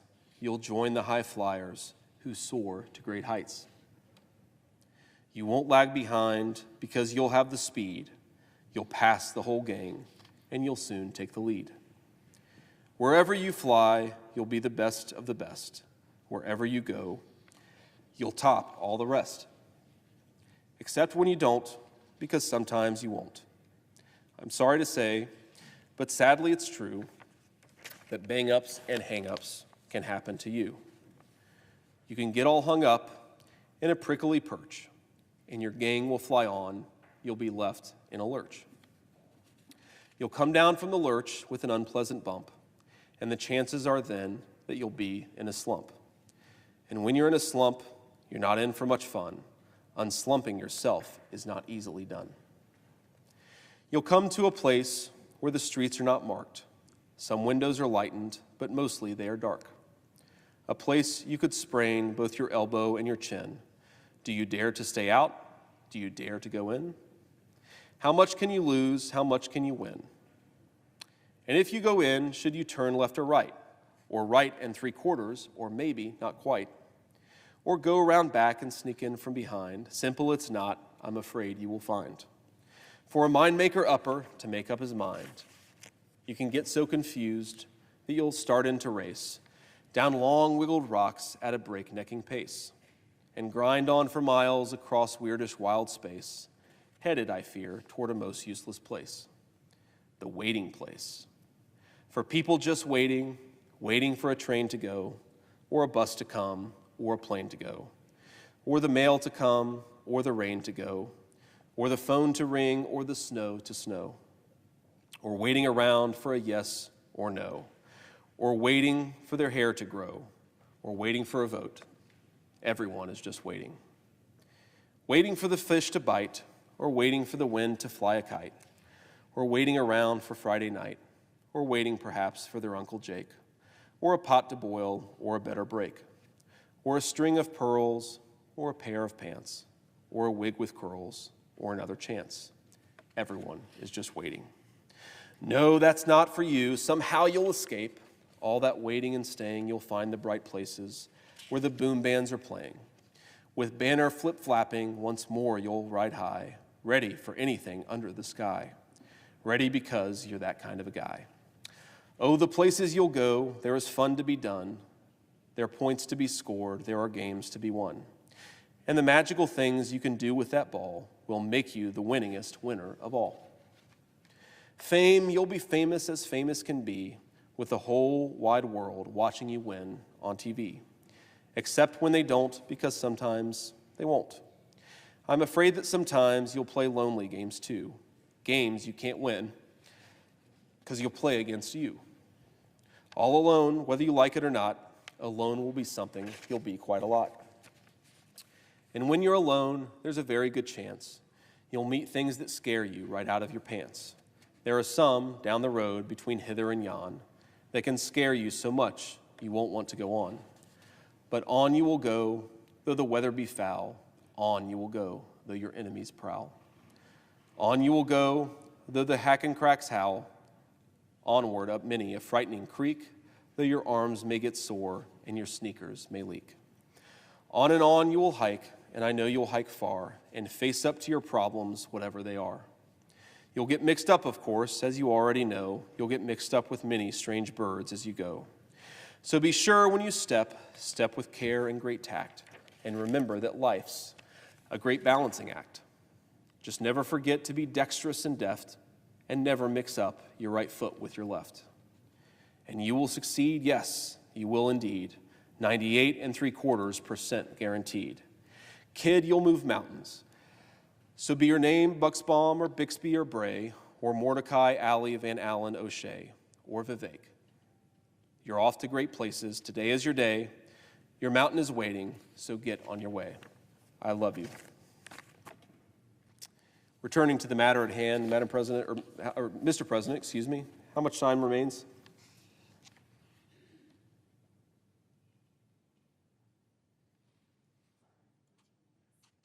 Minutes. Thank you, Mr. President.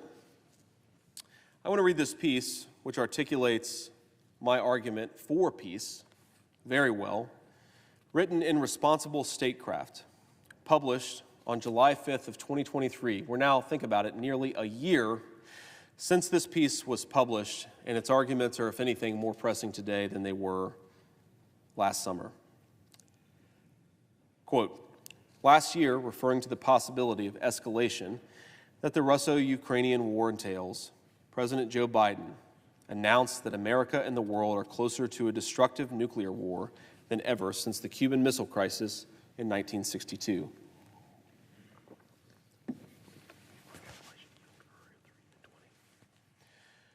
Perhaps no other statement from the highest level of government could so directly affirm the failure of American grand strategy and foreign policy in the post-Cold War world. What seemed to be a Hollywood sci-fi scenario that the average American in the 21st century did not even think about is now a possibility that experts, policymakers, and world leaders like President Biden discuss regularly. As America and the world grapple with the tectonic shifts that the Russian invasion of Ukraine has unleashed, war budgets around the world keep increasing.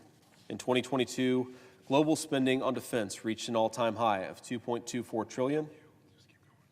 The U.S. defense budget accounted for almost 40% of the total, surpassing the next 10 countries combined, including China, Russia, India, the United Kingdom, France, and Germany. Yes, America's ever-increasing military expenditures have hardly translated into success stories in the 21st century.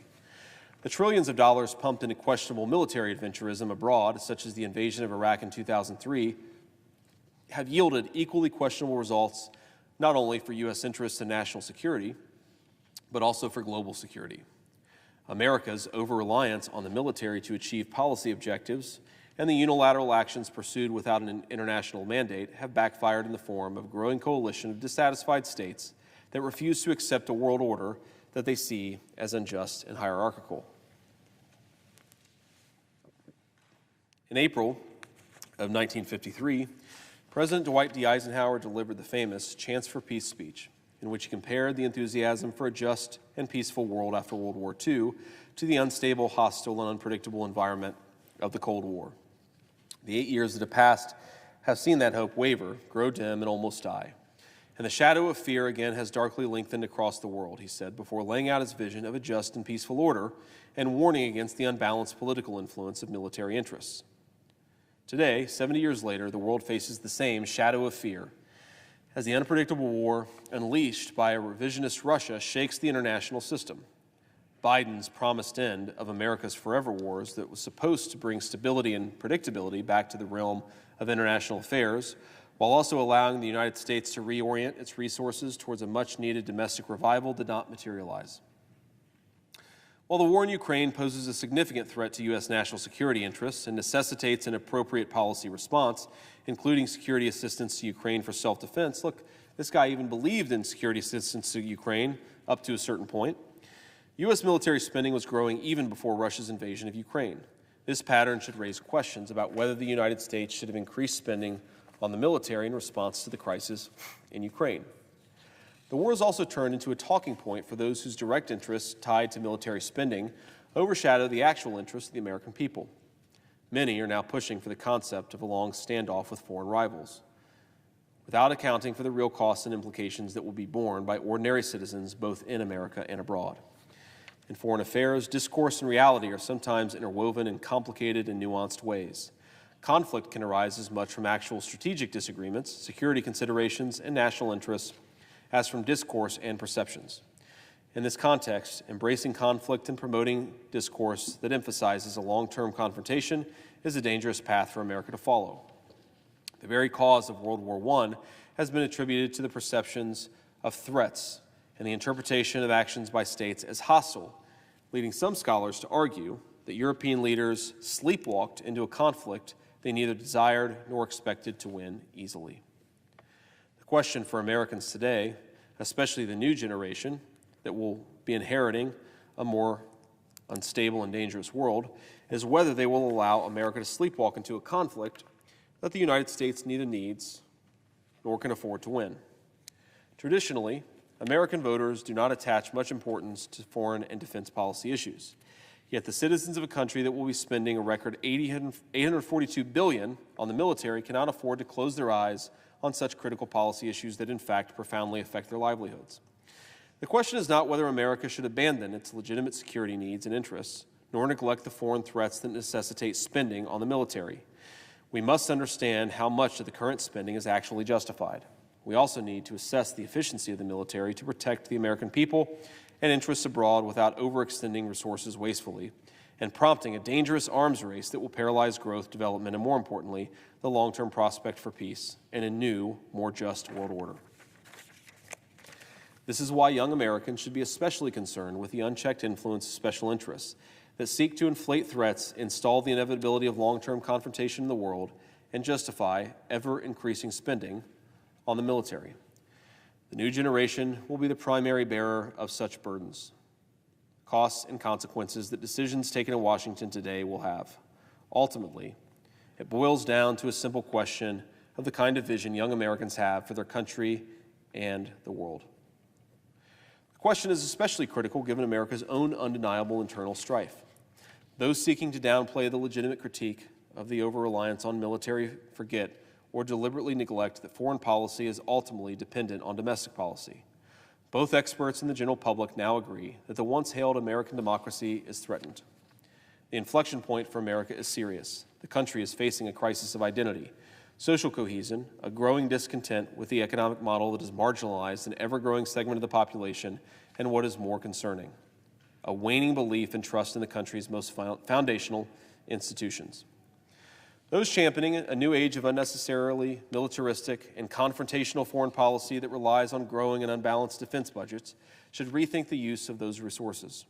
A stroll in the streets of Portland or in the infamous Skid Row in Los Angeles could be beneficial to reevaluate priorities and distributions of limited resources to deal with the most pressing issues America faces.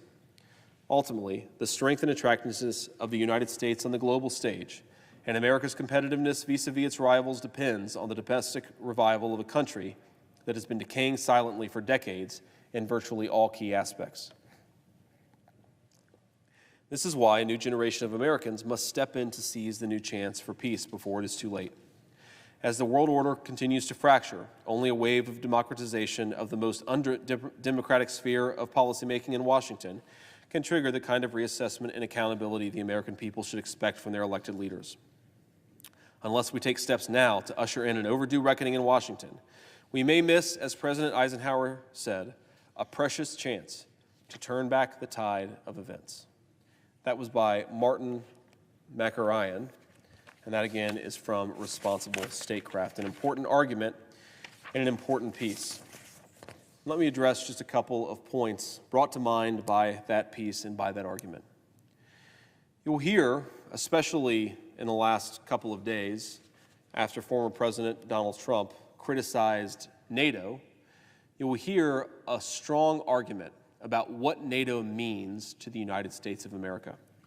And I think it's important for us and for our citizens to be honest, not just about the problems inherent with NATO and the lack of burden sharing, but also the problems that exist in NATO's own countries, countries that most of us love, that most of us see as important allies, but have deep, deep pathologies and problems that must be addressed.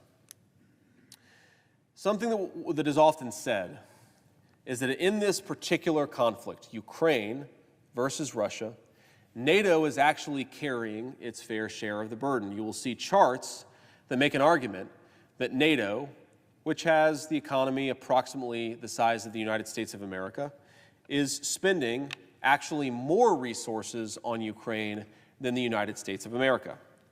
Now, that argument has a few critical flaws. Let's walk through them. First of all, NATO is providing a large amount of humanitarian assistance, and of course they're absorbing a large amount of refugees. They're doing it because Ukraine is in their backyard. But the critical weapons and munitions that are being provided are overwhelmingly the responsibility of the United States of America.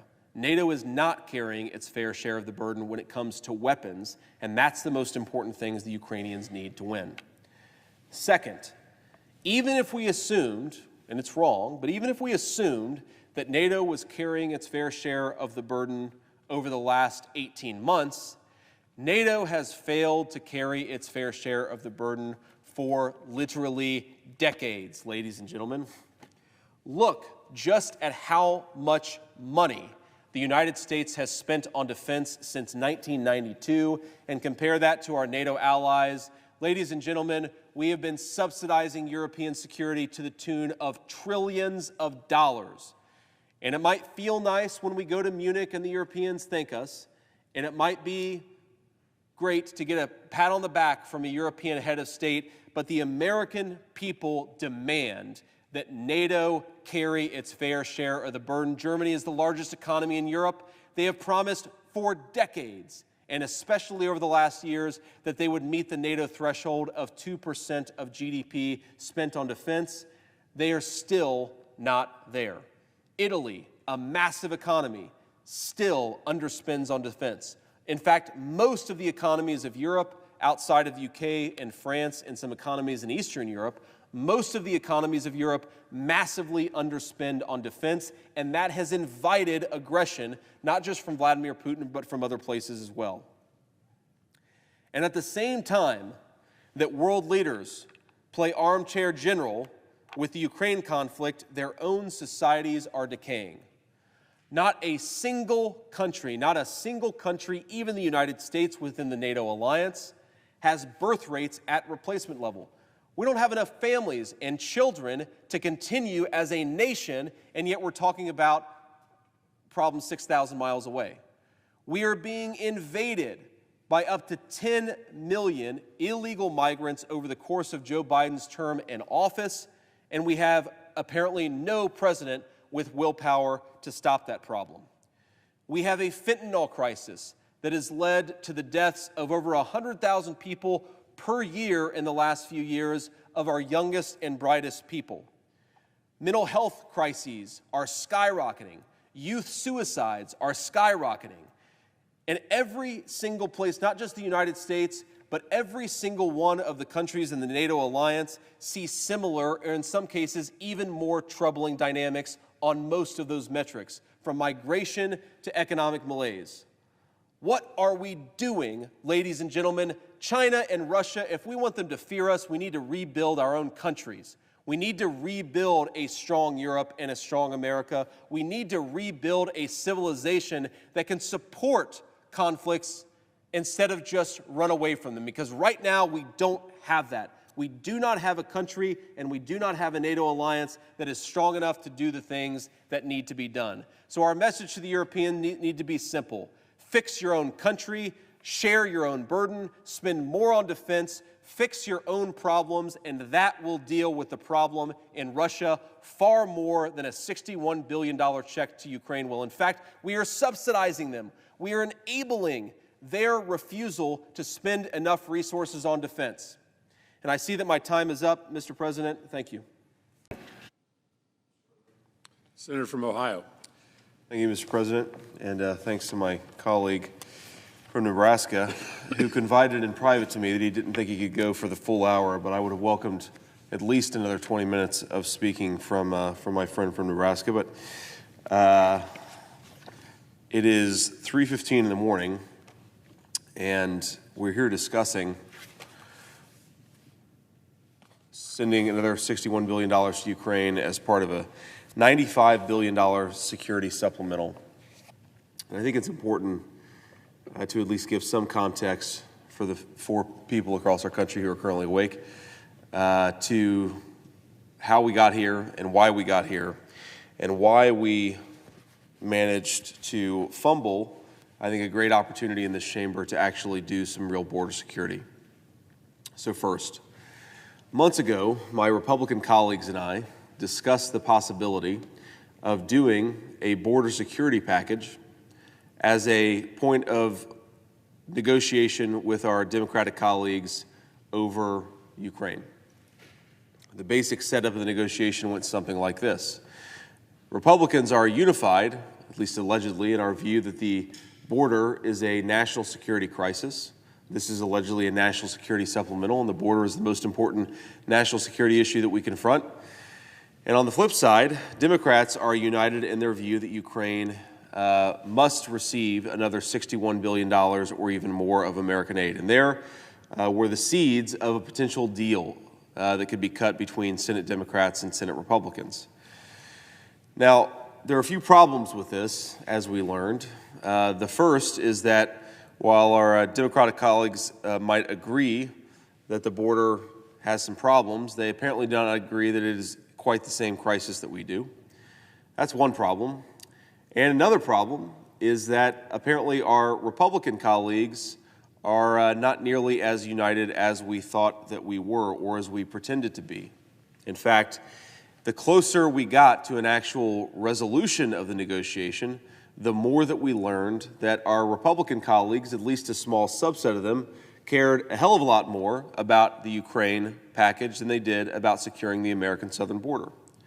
So it's negotiation 101 that if you go into a negotiating posture where you desperately want the thing that the other side of the table also desperately wants, that you're not in an especially good position. If Republicans are as desperate to send $61 billion to Ukraine as Democrats are, then it isn't very shocking that the Democrats were not willing to give us a large amount on border security. Now, this is what, of course, everyone knew. This is what, of course, everyone now knows, because after a mere hour of debating a border security package as part of a broader supplemental, Senate Republicans joined with Democrats to immediately move on to a discussion of a Ukraine supplemental. Literally an hour. If you had dreamed up something from the fever swamp conspiracy theory of the American conservative movement, you could not have come up with something more egregious than this fake negotiation, what it produced, and how it immediately led to a debate not about our southern border, but about Ukraine. Now, there are a few problems with this particular negotiation, a few problems with the way that it unfolded. So the first is that it was done in secret. A border security, and by the way, this is problems from the perspective of conservatives, problems that the Republicans in our conference who are supporting this should have been mindful of if they wanted to actually get to a border security package that could have got a majority of Republican support. Because after many months of negotiation, there was a border security package that received, I believe, 4 Republican votes, and now we have a Ukraine supplemental that received far less than a majority of the Republican conference. If you wanted to get a majority of Republicans to support this border security package, you should have observed a few basic rules. The first is that you should not have done a secret negotiation. Many of our voters, many of our colleagues are mistrustful of secret negotiations. They're mistrustful of the people who participate in secret negotiations, because if you're not getting the details of a plan out as it unfolds, you're not doing it two things. First of all, you're not actually allowing the people who know immigration law best within the conservative movement to understand what's in it, to offer feedback, to try to improve the bill, to ensure that whatever text is coming together actually matches the terms of an alleged negotiation deal. 2, you're denying the American people an opportunity to actually understand what's in the border security deal that's unfolding.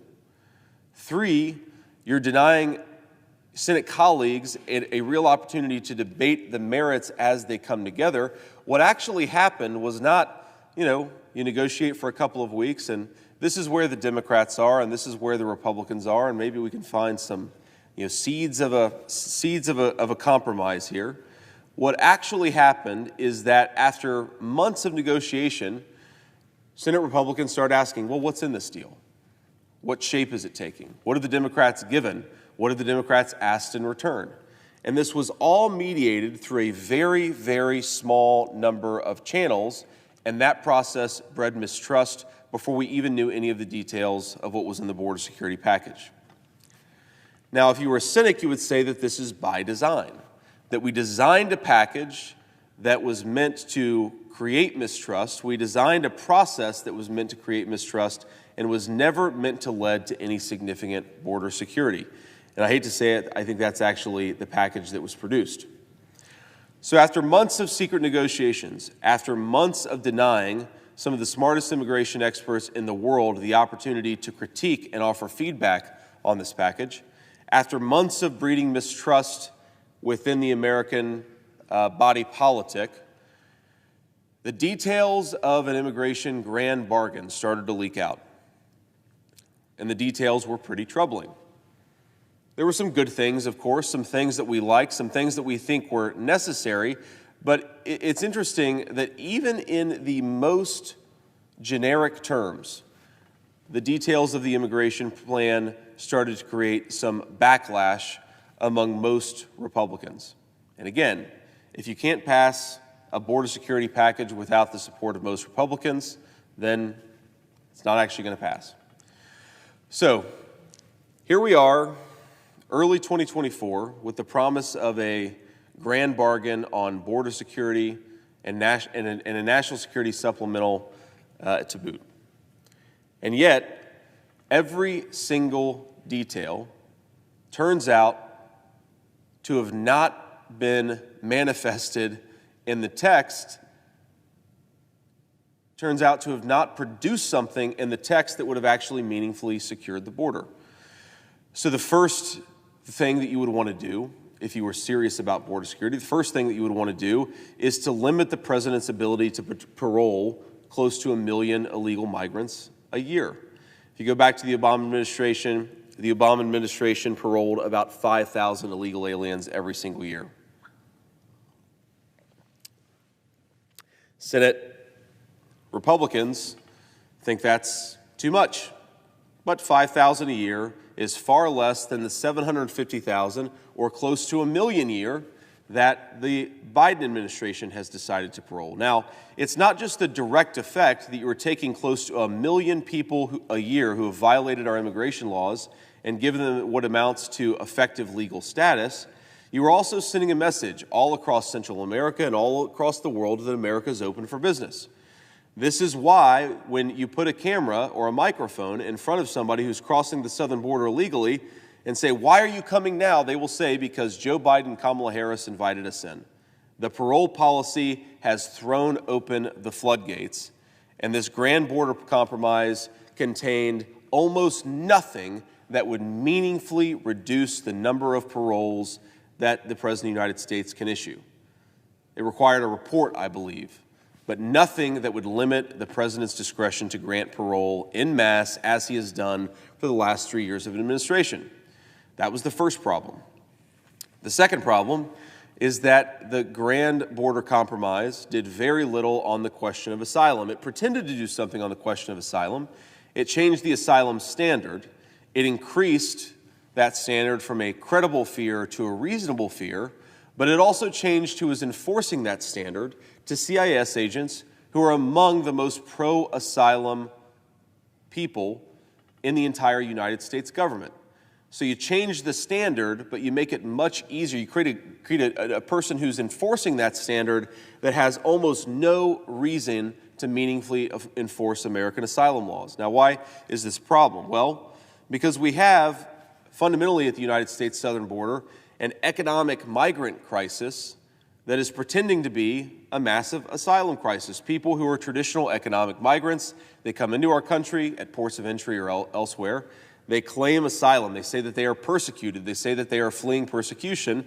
And then the asylum officer usually will tell them, you have to come back in 6 years or 12 years or however many years down the road to have your case adjudicated before an immigration law judge. And of course, for those 10 years, maybe more, that they're in the country, they effectively have legal status. They are in our country, and many of them never show up for their court date, even though the court date is years later. So the asylum process has turned millions of economic migrants into alleged asylum claimants. And I find it interesting that when you look at who's actually coming across the southern border, it's very, very often young men between the ages of 20 and 35, unaccompanied by women or children. Because if we know anything about world affairs, it's that when people are politically persecuted, it's always the young, unaccompanied men who are the most politically persecuted, not the women or children. And my colleagues will forgive my sarcasm there. Why is it that the people who claim the greatest persecution, the people who are flooding across our southern border, why are women and children so poorly represented among them? Because this is not about asylum and this is not about political persecution. This is about manipulating America's laws to turn an economic migration crisis into an asylum crisis. It's a legal arbitrage that immigration attorneys in the United States of America have cooked up. And oh, by the way, one of the great things about the Grand Border Compromise is that we decided to pay immigration attorneys who are undercutting our immigration laws massive amounts of legal fees from the American taxpayers. Because why not have a handout for the immigration attorneys who have helped create a system where we undercut our immigration laws? That was the second major problem with the Grand Border Compromise. A third major problem with the Grand Border Compromise is that it did not meaningfully increase the president's authority or, frankly, force the president's hand into deporting anyone who is currently here illegally. Just a couple of weeks ago in New York City, a group of illegal immigrants violently assaulted a police officer. Those people, as far as I know, are still in our country because we don't deport people. Even those who violently assault police officers, we deport an incredibly small number of the people who come into this country illegally. A fourth problem with the Grand Border Compromise, cooked up by my colleagues, is that it had an emergency border shutoff authority, which was really an admirable effort to force Secretary Mayorkas and the president's hand. And the way it went was basically something like this. If border crossings reach a certain threshold, 5,000 a day, I believe, in the text that we received, then there's an emergency shutdown authority that applies for a certain number of days per year, 270 days in the first year, less in the second year, and less in the third year. Now, that sounds not too bad, right? Once you hit a certain threshold of illegal border crossings, you should shut down the border. I happen to think that number should be close to zero, but whatever, opinions will differ on how we should, on where we should set that authority. And yet, that authority set at 5,000 a day, which effectively says that you can have nearly 1.9 million illegal aliens come into the country before you trigger that authority, it has multiple provisions that would allow us to waive it. So it has a 45-day emergency waiver authority for the president. It has a 180-day discretionary waiver for Secretary Mayorkas. And for those who are good at math, 180 days plus 45 days is 225 days. So of a 270-day discretionary, or excuse me, a 270-day border emergency shutdown authority, 225 days can be waived by the president or the secretary who refuse to enforce our immigration laws. That's not much of an emergency authority if they could only have to use it 45 days in the first year, given what's going on at the American southern border. The fundamental problem, as so many of my colleagues have recognized and so many of my colleagues have noted, is how do we get Joe Biden and Secretary Mayorkas to enforce the border law when they clearly don't want to? This is a forcing functionism. The real negotiation here, as was obvious to anybody from the start, was how do we force Joe Biden to do his job? And what leverage do we have in order to force that very thing? Instead, we went into it, a negotiation where, again, it was in secret, and where our colleagues who were negotiating fundamentally didn't understand or didn't enforce this fundamental insight. They wanted to give Joe Biden additional authorities. Well, he might not use those authorities even if you give them to him. They wanted to give Joe Biden a number of discretionary get-out-of-jail-free cards, where even if you create authorities for him to enforce the border, you give him the discretion to get out of it. But we don't need to be granting Joe Biden more discretion. We need to be constraining his discretion, because it's Joe Biden's discretion that has led to the border crisis that we have.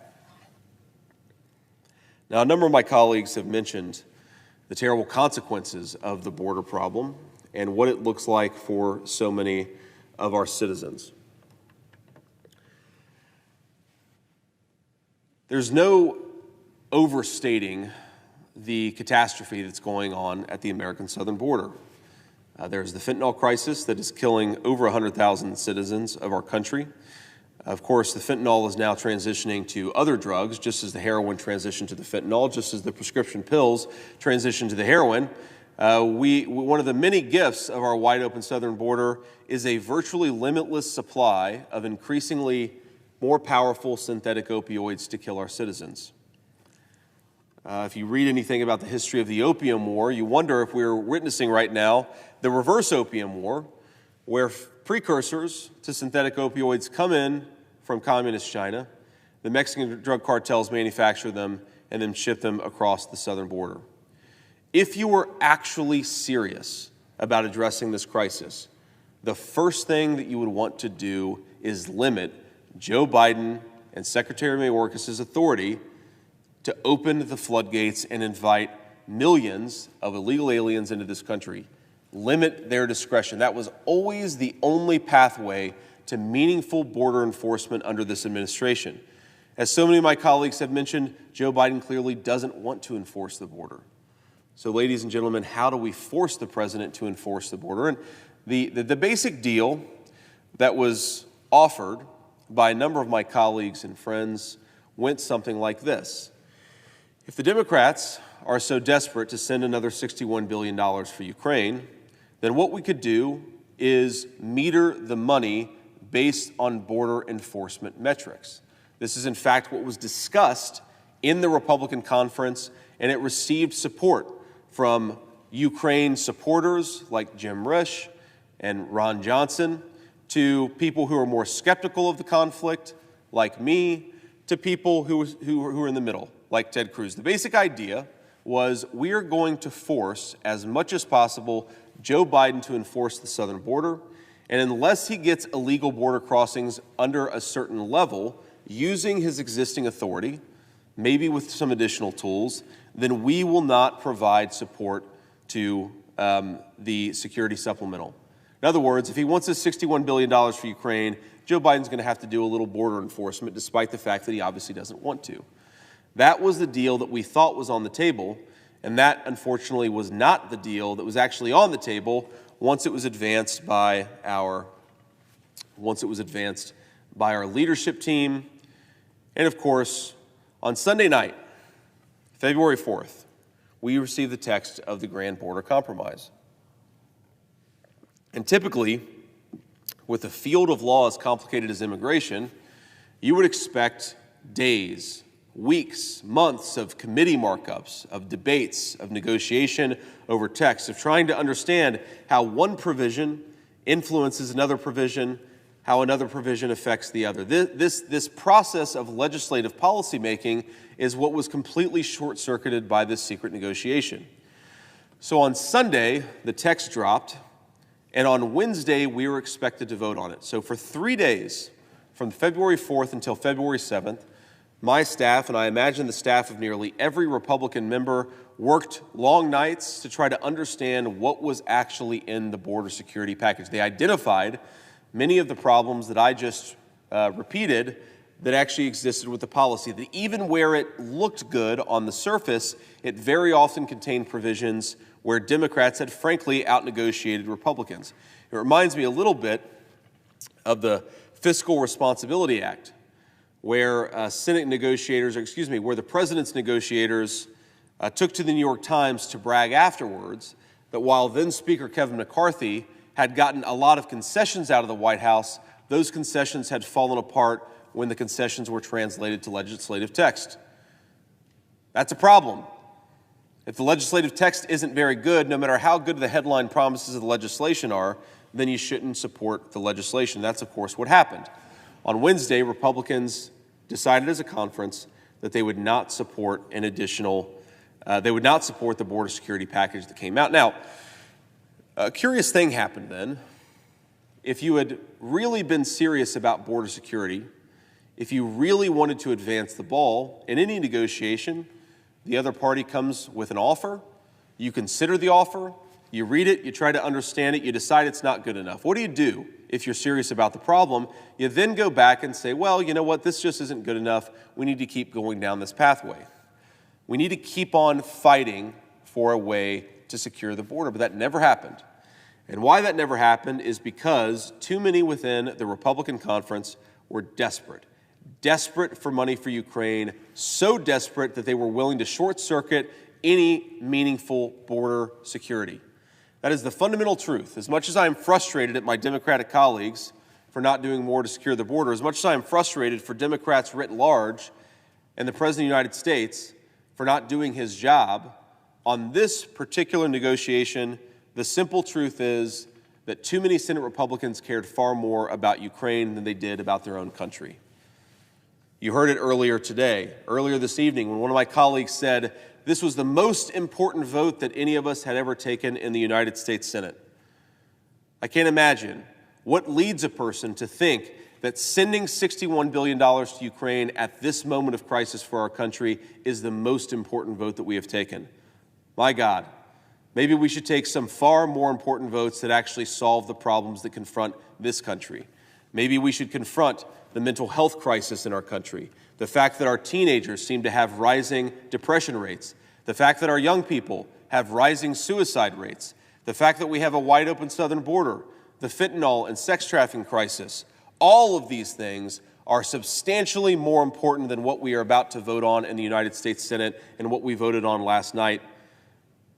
But not, of course, if your main priority is securing Ukraine's border rather than fixing the problems of your own country.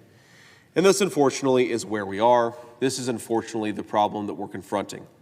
We have a Democratic Party that wants an open border, and we have a Republican Party where most of us want to fight for border security, but a few of us actually care more about Ukraine. And therein is the seed of the real bipartisan compromise that we have in this country, which is constantly focusing on the problems of other countries instead of on the problems of our own. So let's talk a little bit about the Ukraine policy, because that's now, after the border security deal fell apart, now we're on to focusing on Ukraine. And of course, this has become the main focus of so many of my Senate colleagues. This has become the reason for breathing, the reason for waking up in the morning, the reason for coming to work in the United States Senate to ensure that we send another $61 billion to Ukraine. There are so many problems with our Ukraine policy, and I'm going to start from the most obvious all the way, hopefully, to the unintended consequences if we have enough time and if I'm still standing. Let's start with the most obvious problem of our Ukraine policy. There is no strategy. A year ago, I spoke with Secretary Blinken, and I had a number of private conversations with people in the administration. What was the goal of our Ukraine policy? And then the goal was to ensure that Ukraine had enough weapons so that they could launch a much-anticipated counteroffensive. That counteroffensive would allow them to gain large amounts of territory. It may even allow them to push the Russians out of Crimea. And then, of course, you could have peace settlements where Ukraine was from a position of strength and Russia was from a position of weakness.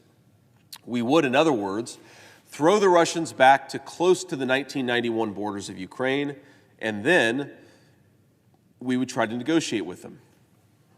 Now, this leaves out, of course, an important historical detail that back in April of 2022, as everybody from Gerhard Schroeder, the former Chancellor of Germany, to a number of our NATO allies have pointed out, the Russians wanted to negotiate back in April of 2022. The negotiation was possible back then, but Boris Johnson, the Prime Minister of the UK, and of course our own administration refused to engage in that negotiation.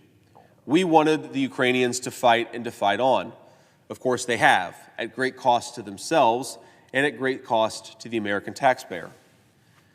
Now, here's the problem with this idea that the Ukrainians would ever throw the Russians back to the 1991 borders, is they are massively outmanned and massively outgunned. Ukraine has a population today of about 28 million people. Russia has a population today of 145 million people. Russia manufactures far more artillery shells, not just than Ukraine, but than the United States of America, an economy that is 10 times as large. Russia is not going to lose the war. That is a fundamental fact that everybody needs to accept.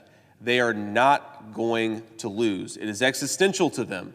It is the main focus of Vladimir Putin.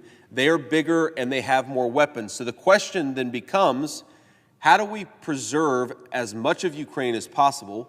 How do we prevent as much innocent loss of life as possible? And how do we ensure that this war comes to a negotiated peace in a way that prevents a number of negative consequences? That is the goal here, a peace that prevents as much bad from happening. But that's not our strategy. Our strategy is to throw money and weapons at the problem indefinitely. So if a year ago we were praying for a counteroffensive, we could ask ourselves, how did that counteroffensive go? Well, the Ukrainians lost tens of thousands of soldiers. They gained miles of territory, not hundreds of miles, miles of territory in a country that's massive. And they lost some of their best troops and some of their best equipment. That was the result of the counteroffensive that was the linchpin of American strategy. So, having failed to accomplish what we set out to accomplish, did we say, well, maybe our experts are wrong? Maybe we should revisit some of our assumptions? Maybe we should design an actual strategy that's achievable? No, we just moved on to the next thing. Without even blinking an eye, without even addressing the American people, the Biden administration just went on to the next thing. And the next thing is, well, we're just going to try to give the Ukrainians as much as possible to hope that they don't lose. That is now the strategy, such as it is, of the American president with Ukraine. Throw resources, throw weapons, and throw munitions at the problem, and hope, against all hope, that something good will happen. What is that good thing that will happen? Well, we have no idea. The war is at a stalemate, and as I already mentioned, Russia has more money, more manpower, and more weapons. So we have no strategy. Why are we giving $61 billion to Ukraine when we have no strategy for how they're going to use it? We have no sense of how they're actually going to bring this war to a close, and we have no realistic possibility of getting to any reasonable goal within any reasonable time frame. We are America's legislative body. Our only real role in foreign policy is to approve nominees that the president makes to his own government, posts, of course, that have importance in foreign affairs. That's number one. And number two is we control the purse strings. And that point of controlling the purse strings gives us leverage to ensure that the people's business is actually being done. What are we doing with that leverage here? We're writing effectively a blank check with no guarantee that it will produce a strategy, with no demand that the president actually tell us what this $61 billion is meant to produce. We know where this is ended, where this will end, ladies and gentlemen. We know exactly where this road ends. This road ends at some kind of a negotiated settlement. The only question is how many Ukrainians die before we get there, how many American dollars are wasted before we get there, and how many American weapons are spent not for our own national security, but for the national security of another nation. That is it. How much death and destruction do we promote on the path to peace? And my answer is we should be promoting as little as possible. We should be promoting a negotiated peace. We should be trying to get there as quickly as we possibly can. Where, I wonder, is the anti-war left? It's interesting that in Washington, D.C. in 2023, 2024, you hear a whole lot about the bipartisan consensus of Ukraine. And yet you never hear people asking, where is that bipartisan consensus led in the past? I am 39 years old. In the 1970s, the bipartisan consensus was lined up behind the Vietnam War, a conflict that killed nearly 60,000 Americans over the span of a decade and a half. In early 2000, the bipartisan consensus was that not that we should knock out Osama bin Laden's terrorist network in Afghanistan, but that we should rebuild Afghanistan into a flowering Western-style democracy.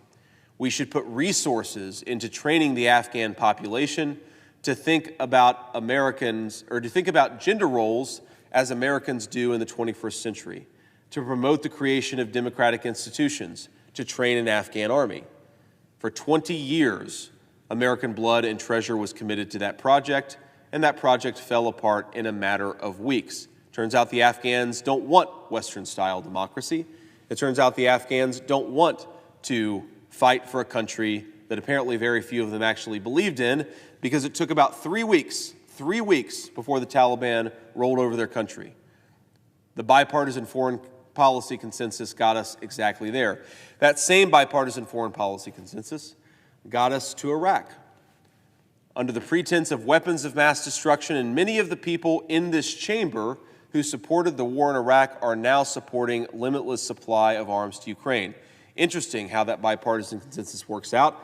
That same consensus supported knocking out Libyan dictator Gaddafi, which led, of course, to incredible chaos and destruction in that country.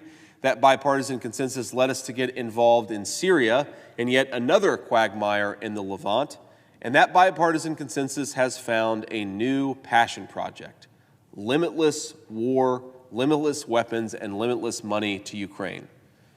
Why is it that we think that the same people who have been wrong for a half of a century are somehow right about this question? Why do we not learn the lessons of Iraq? One of the most important lessons of Iraq, as the great late General Colin Powell pointed out, is that we didn't have a defined strategy. What is the mission? What are we trying to accomplish?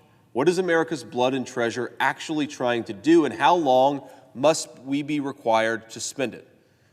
Never has that question been answered in Ukraine. Never has that question been tried to answer. Never have we tried to answer that question over the last 40 years of failed foreign policy experiments. I look at this country over the time I've been alive, and I look at what its leadership has accomplished, and it's hard to not think that the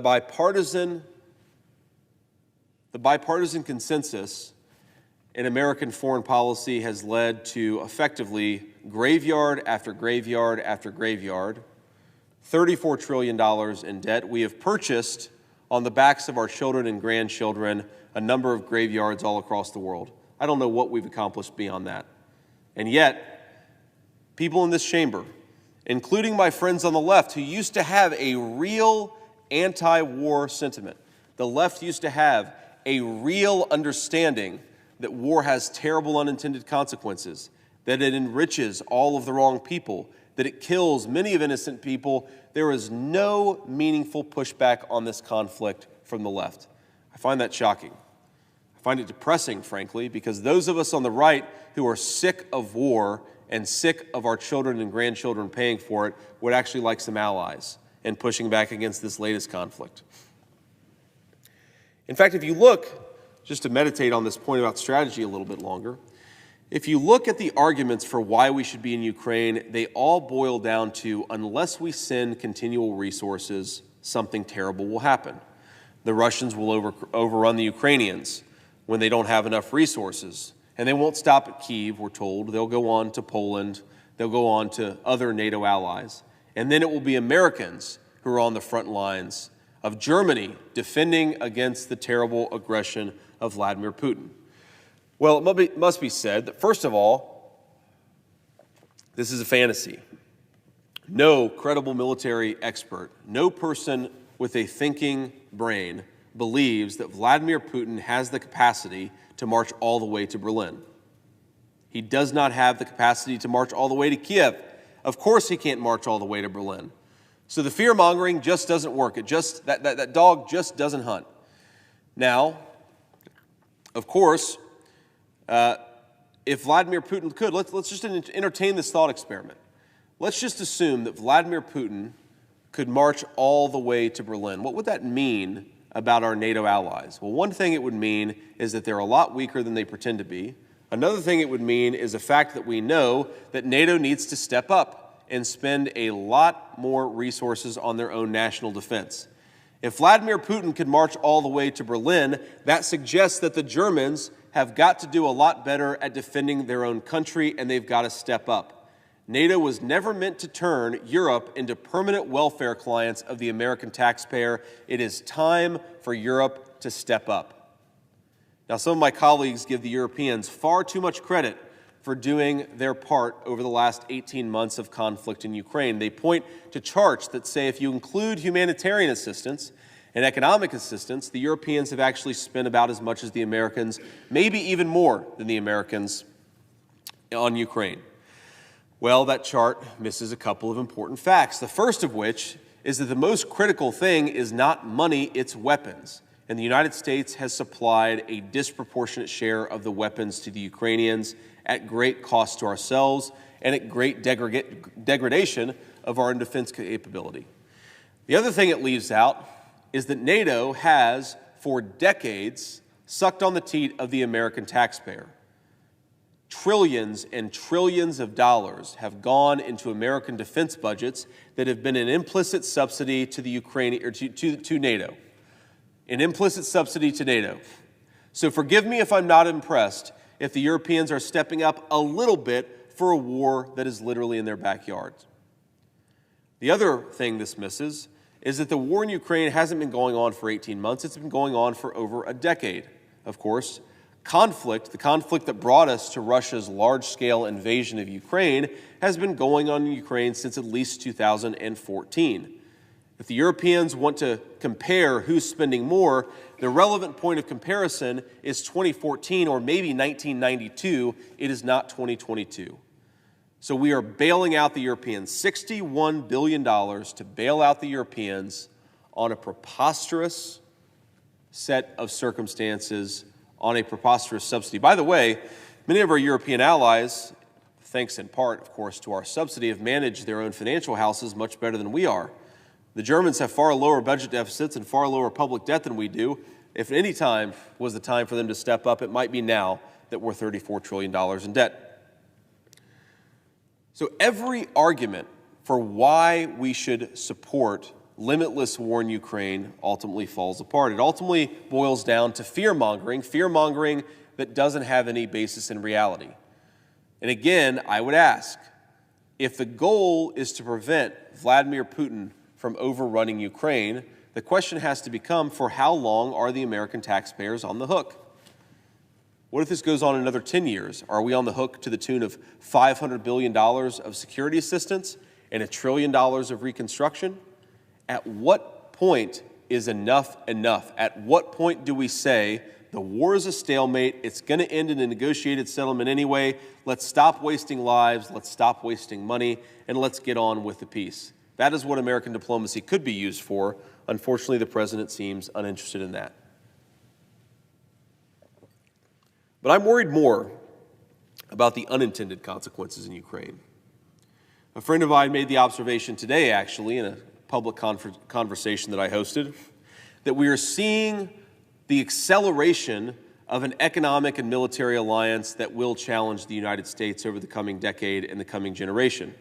The cooperation between Russia and China has accelerated significantly over the last 2 years.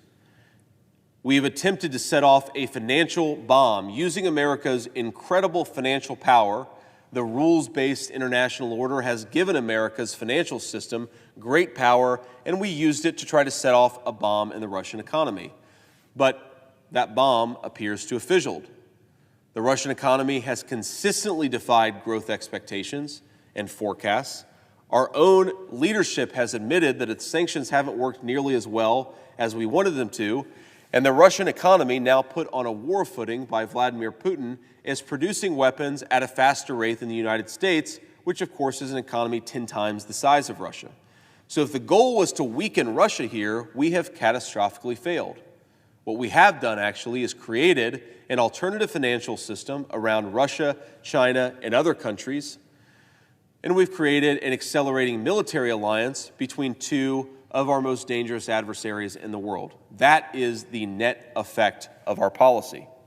That is unintended consequence number one. Unintended consequence number two is that we are, at this very moment, destabilizing governments all over the world with higher fuel prices and higher food prices. I made this observation earlier, so my colleagues hopefully will forgive me for repeating myself, but one of the most interesting conversations I have ever had was with former President Barack Obama just days before he left the Oval Office, about a week before Donald Trump and Mike Pence were inaugurated.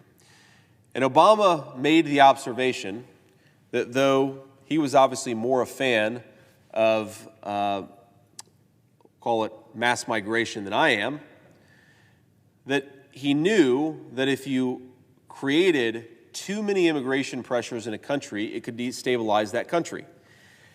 And he made this observation in the context of the 2015 European refugee crisis, telling me, and I'm paraphrasing here, and I don't want to violate any confidences, that he felt that the 2015 refugee crisis had actually destabilized a number of European governments and, in fact, had led to the election of his political adversary, Donald Trump, in 2016.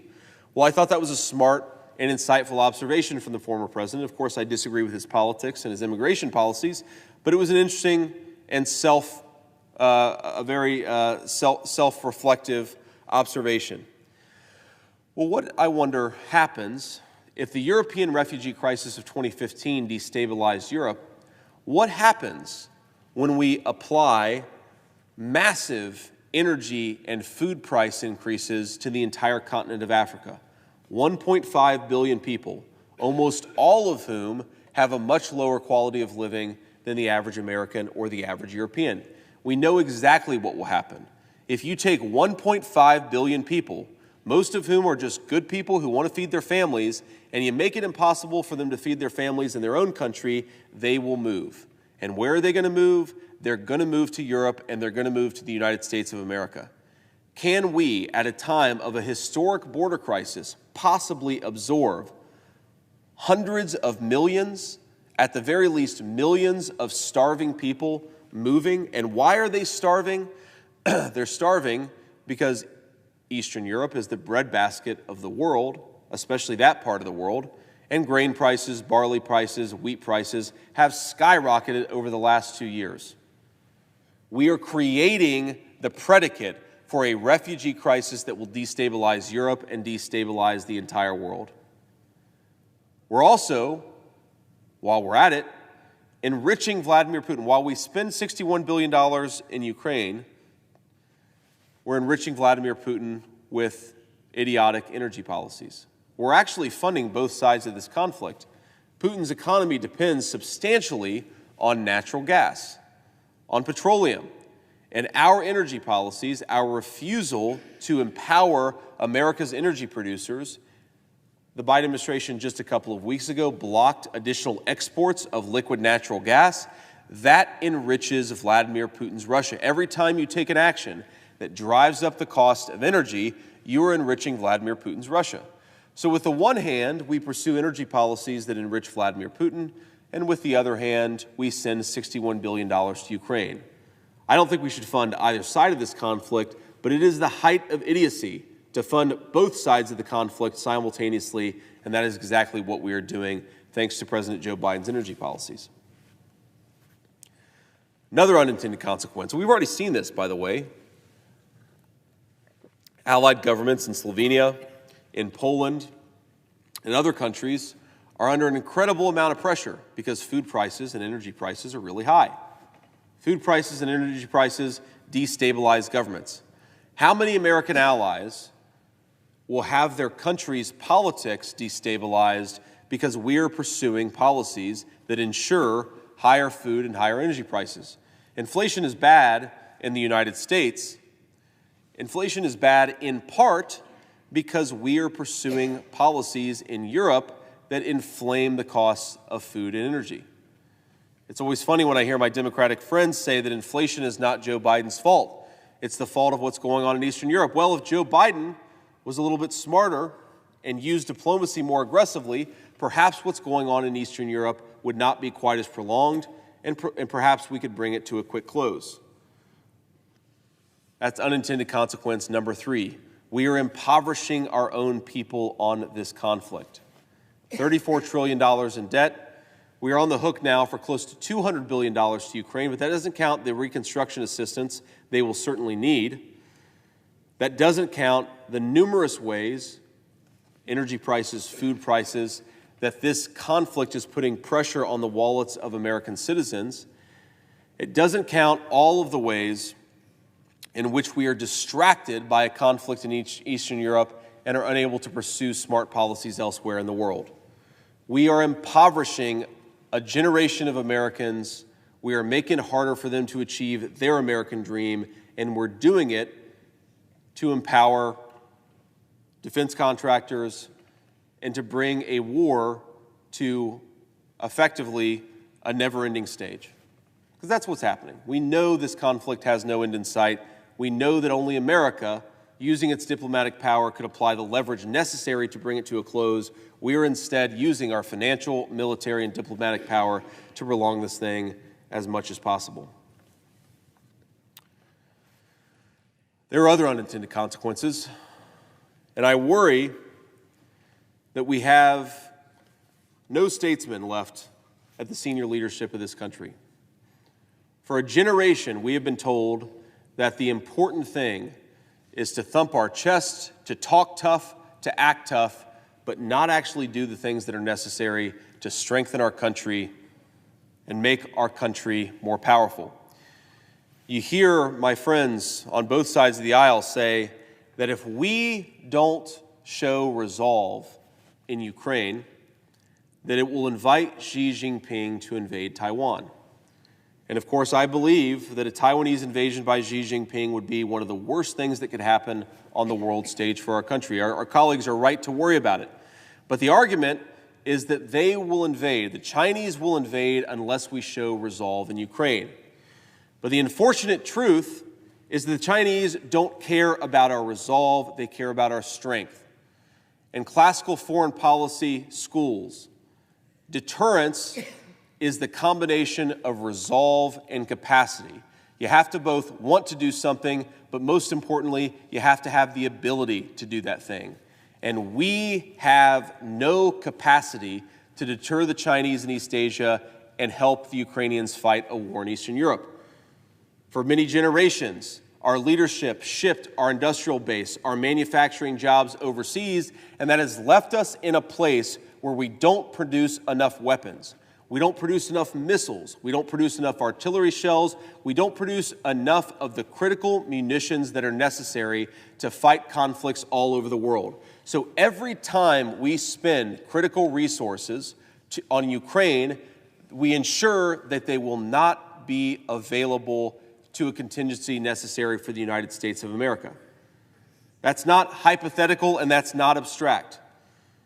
We, even now, are sending weapons to Ukraine far faster than we can make them. Why are we sending cluster munitions to Ukraine right now? And again, I'll ask, where is the anti-war left? What happened to the left that was worried about sending cluster munitions to various conflicts all over the world? Why are we sending cluster munitions to Ukraine? It's because we don't make enough artillery shells to send to Ukraine, to Israel, and to other needed partners. We cannot fight a war on multiple fronts. Because of the leadership made, frankly, by some of the members of this chamber, we don't have a strong enough manufacturing base to support both of these conflicts. Now, my colleagues will say that this particular bill, this particular legislation has billions of dollars designed to rebuild the American industrial base. But you can't rebuild the industrial base by making weapons and sending them to Ukraine faster than you make them for your own country and for your own defense purposes. The question is, if we start rebuilding our defense industrial base tomorrow, how long does it take? 3 to 5 years at the very least. Call it 3 years if we started tomorrow before we could support contingencies in Eastern Europe and in East Asia. So what do we do in the interim? When our country, by every metric, does not produce enough weapons to support a multi-pronged conflict, what do we do in the interim? The solution and the answer, apparently, of this chamber is we send everything possible to Ukraine. We get as much as possible to Ukraine. Consequences, let's not worry about those. Let's not worry about the fact that we do not have enough weapons to deter aggression all over the world right now, and we have no viable pathway of getting there for the next 3 years. I think that a lot of my colleagues are living in a boomer paradise where America can do everything all the time without limits and without constraints, and that is not the world that we live in. Frankly, it's not the world we live in part because decisions made by people in this chamber and the leadership of this country over the last generation. But we are in this situation. Let's rebuild our own country before we overextend ourselves in a multi-pronged conflict. I mean, this is something out of every history book for how empires fail. Countries allow themselves to become eroded. They allow internal division to weaken their resolve. They allow economic might to degrade. And then, at the point when they're weakest, they overextend themselves militarily. That is where we are right now. We are at the weakest point in a generation. In the 1980s, our relative power in manufacturing was significantly stronger than it is today. My colleagues on the other side will say, well, you know, it's weaker, it's a bipartisan problem. It's not just Democrats' fault that our manufacturing base is weaker, and I would grant that point every day and twice on Sunday. It was a bipartisan failure that led our manufacturing economy to grow so weak, but it needs to be a bipartisan solution to figure out what to do until we rebuild it. No one has offered a solution for how to rebuild our manufacturing base quickly, and no one has told me what we're going to do while we're rebuilding that manufacturing base. We cannot supply unlimited arms all over the world when we don't even make enough for our own purposes, yet that is exactly what the United States Senate proposes to do later this morning. Now, one final observation here about where we are in Ukraine. I'm going to read just a brief summary here from produced by my staff. The $60 billion in Ukraine aid included in the $95 billion supplemental would be the largest single Ukraine aid package Congress has passed to date. Nonetheless, it was put on the floor with less than a day's notice and could obstruct future efforts to bring the war in Ukraine to a peaceful conclusion. The bill will commit $60 billion for Ukraine over multiple years, and it will provide nothing to secure America's southern border. If enacted, it would represent 34% of the total appropriated supplemental Ukraine aid, almost as large as the first three supplemental bills combined. It represents a 26% increase over the largest previous supplemental bill at a time when Ukraine's prospects on the battlefield have grown significantly worse. And it has done all this with less than a week of real debate. I'm trying to think of any amount of money that we've sent where we have not adequately debated, reviewed, amended, and corrected such a large spending package to Ukraine or to any other country. I mean, normally these bills, spending $100 billion of American taxpayer money, normally you might expect a real debate. We received text on this on February the 7th. Wednesday, February the 7th is when we received final text on the package that we're voting on today. $100 billion and 5 days of debate, most of which, of course, was occupied by the Super Bowl media cycle. The American people have been deprived of an actual debate on these matters from their elected legislature. The United States Senate has deprived them of the debate, and why? I don't know why. I think maybe the reason why we are pushing this so quickly is because a few of my colleagues are desperate. They are desperate to get to Munich next weekend and tell the leaders of the world that, yes, they did not secure their own southern border, but they did the most important thing. They got the $61 billion to Ukraine. It's shameful. It is shameful to conduct foreign policy through blank check writing to never-ending war, and it is extra shameful to do it while ignoring the problems of your own country. Madam President, can I ask how much time I have? The senator has 4.5 minutes remaining. Great. Well, I hate to keep my distinguished colleague from Utah waiting, but I will keep going here for another few minutes. I want to make, in the time that I have remaining, a political observation. When you craft legislation that is 370 pages long, and you deprive the American people and your Senate colleagues of a debate, you oftentimes find that there are things in the legislation that were unintended, or maybe they were intended, but they should have been corrected and taken out. In 2019, the United States House of Representatives impeached Donald Trump under a spurious and ridiculous argument, but the argument went something like this: that there was money that had been appropriated under the USAIA, the Ukraine Security Assistance Initiative. The USAI had appropriated money, and Donald Trump refused to spend it exactly as it had been required in law. And the argument is because he had violated this appropriations requirement, and because of some of the requirements of the Impoundment Control Act, Donald Trump had violated the law and had to be impeached. It was a ridiculous argument then. It is a ridiculous argument now. But I find it interesting that given that Ukraine aid is a hotly contested political item for the 2024 elections, and given that Donald Trump was already impeached for the exact same reason, that so many congressional Republicans seem desperate to tie the president's hands in the next administration. Because built in to this Ukraine First supplemental is money that will be spent in 25 and 26. Money, just as in 2019, that was appropriated and will tie the hands of the next administration. And whether it's a Democrat or a Republican, I think we ought to empower the next administration to do diplomacy as they would like to. So for my colleagues who are desperate to send $61 billion to Ukraine, one request that I would make, because this is going to come back from the House will not pass this package as it exists. One request that I would make is let's cut off the funding at the end of 2024. For my Republican colleagues, it may save Donald Trump a spurious impeachment trial. For my Democratic colleagues, it may save the next president the ability to conduct diplomacy on his or her own terms. Now, we should not be doing this with such little debate and such little consideration. There are all kinds of things, all kinds of beautiful gems that I'm sure that we'll identify in this legislation in the coming weeks. As Nancy Pelosi once said, I believe you have to read a piece of legislation after you pass it. I would prefer that we read a piece of legislation before we pass it, but most importantly, I would prefer that we debate and challenge the legislation before we pass it.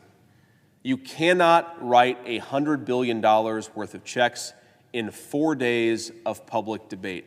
You need more time, you need to correct it, you need to fix it, you need to address the problems, like what I've just mentioned, that we put an impeachment time bomb for the next Trump administration in this legislation. You need to fix problems like this. And a real process is how you fix it. Now, I appreciate that some of our colleagues prefer a fake process because that process has empowered Senate leadership. Well, you know who it hasn't empowered? It has not empowered the American people. This is ridiculous, and this is ultimately, in my view, a farce. One final observation that I'll make, recognizing that my time is short, is that I've been a United States Senator for a year. It's the professional honor of my lifetime. And I serve across the aisle with distinguished colleagues, with brilliant people, with people who are publicly minded despite our disagreements. But I think this process is an insult to them. We can do better. We should do better. Thank you, Madam President. Thank you, Mr. Chair, and thanks to Deputy Secretary for being here. I would ask just a couple of questions about our sanctions regime and potentially, efforts within this body to really ramp up that sanctions regime. So, you and I believe, discussed last year, excuse me, how the sanctions on Russia after Putin's invasion of Ukraine, what effect they were having on the Russian economy, what effects actually matched our expectations, and what effects didn't match our expectations. We're a little further down the road here. It's April of 2024. Do we have a good sense of how the Russian economy did in 2023 and how effective the sanctions were or were not at inhibiting Russian growth? We have a better sense now than we did earlier this year. And to answer your question, Senator, I think what we have found is that the Russian economy has largely transitioned to a war economy, where all the tools of production have went from building out a diversified economy that was styled for long-term growth to one that is driven by a short-term need to build as many weapons as possible to further their war aims in Ukraine. And what did their GDP grow last year? Do you know? Their GDP, I believe, grew somewhere in the neighborhood of 1% to 2%. Okay, which is, frankly, at or above some of our European allies. And I really do worry here, and I agree with you that they've transitioned their economy to a war footing. That has its own internal momentum. And one of the things I worry, I know this isn't your area of focus, one of the things I worry some of my colleagues underappreciate is that war footing has a certain momentum to it.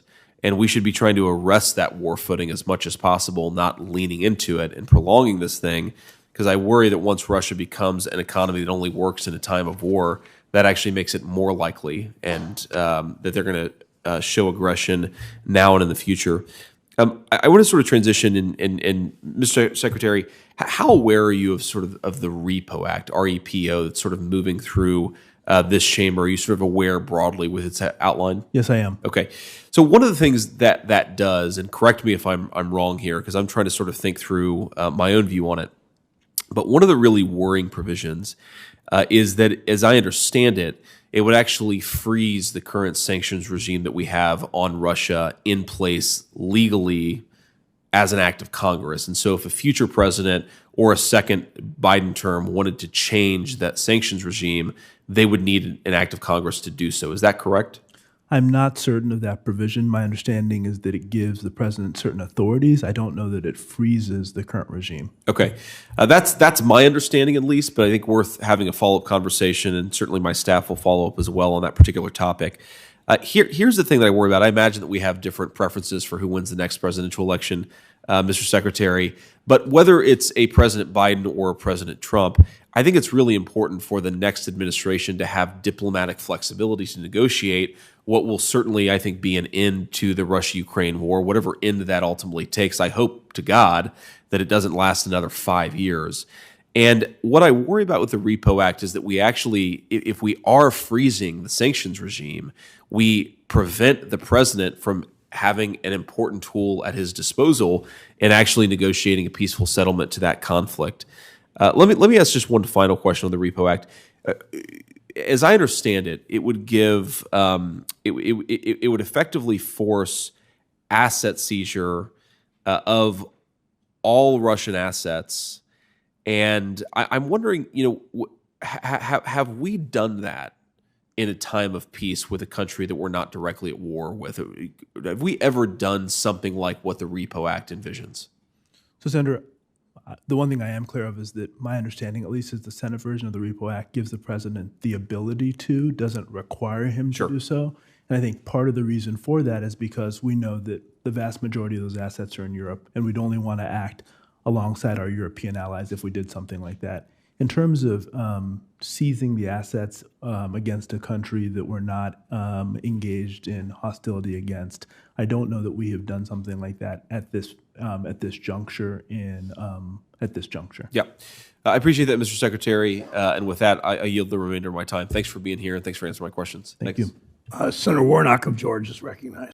With respect to my colleagues who voted in the other direction on this particular piece of legislation, let me offer some serious concerns about the direction we're headed as a country and about what this vote represents in terms of American readiness, American capacity to defend itself and its allies in the future, and most importantly, the American leadership's ability to acknowledge where we really are as a country, our strengths, our weaknesses, what can be built upon, and what must be rebuilt entirely. I am extraordinarily aware of a couple of historical analogies that should inform this debate. One that seems to always inform the debate, and another that seems to never come up. Now, opponents of further aid in Ukraine, and I count myself among them, say that this is a Chamberlain versus Churchill kind of moment. And you just heard my distinguished colleague from Delaware make this observation. With no disrespect to my friend from Delaware, we need to come up with some different analogies in this chamber. We need to be able to understand history as not just World War II replaying itself over and over and over again. Vladimir Putin is not Adolf Hitler. Doesn't mean he's a good guy, but he has significantly less capability than the German leader did in the late 1930s. America is not America of the late 1930s or the early 1940s. We are we possess substantially less manufacturing might in relative terms than we did almost 100 years ago. And most importantly, there are many ways in which the analogy falls apart, even if you ignore America's capacity, Russia's capacity, and the like. There are ways in which we should be looking at other historical analogies, and I'd like to point just to a couple of those right now. The Second World War, of course, was the most devastating war, arguably, in the history of the world. Close behind it is the First World War. And what is the lesson of the First World War? It's not that there are always people appeasing the bad guys or fighting against the bad guys. The lesson of World War I is that if you're not careful, you can blunder yourself into a broader regional conflict that kills tens of millions of people, many of them innocent. In 1914, alliances, politics, and the failure of statesmanship dragged two rival blocs of militaries into a catastrophic conflict. In the past week alone, the Council on Foreign Relations has published an essay calling for European troops to sustain Ukraine's lines as Ukraine struggles to raise troops. Some European leaders have said they might send troops to support Ukraine in a conflict. Perhaps the history lesson we should be teaching ourselves isn't Chamberlain versus Churchill. Perhaps we should be asking ourselves how an entire continent, how an entire world's set of leaders allowed itself to blunder into world conflict. Is there possibly a diplomatic solution to the conflict in Ukraine? Yes, I believe that there is. Indeed, as multiple people, both critics of Vladimir Putin and supporters of Ukraine, have pointed out, there was, in fact, a peace deal on the table approximately 18 months ago, and what happened to it? The Biden administration pushed Zelensky to set aside the peace agreement and to engage in a disastrous counteroffensive, a counteroffensive that killed thousands, tens of thousands of Ukrainians, that depleted an entire decade's worth of military stocks, and has left us in the place that we are now, where every single objective observer of the Ukraine war acknowledges today that the war is going worse for Ukraine than it was 18 months ago. Could we have avoided it? Yes, we could, Mr. President, and we should have avoided it. We would have saved a lot of lives, we would have saved a lot of American weapons, and we would have had this country in a much, much more stable and much better place if we had. Now, there's another historical analogy that I think that's worth pointing out, and that is the historical analogy of the early 2000s. Now, in 2003, I was a high school senior, and I had a political position back then. I believed the propaganda of the George W. Bush administration that we needed to invade Iraq, that it was a war for freedom and democracy, that those who were appeasing Saddam Hussein were inviting a broader regional conflict. Does that sound familiar to anything that we're hearing today? It's the same exact talking points 20 years later with different names. But have we learned anything over the last 20 years? No, I don't think that we have. We have learned that if we beat our chest instead of engage in diplomacy, that it will somehow produce good outcomes. That is not true. We learned that if we talk incessantly about World War II, we can bully people and cause them to ignore their basic moral impulses and lead the country straight into catastrophic conflict. Now, it's one of the great ironies of my time in the United States Senate for the last 18 months.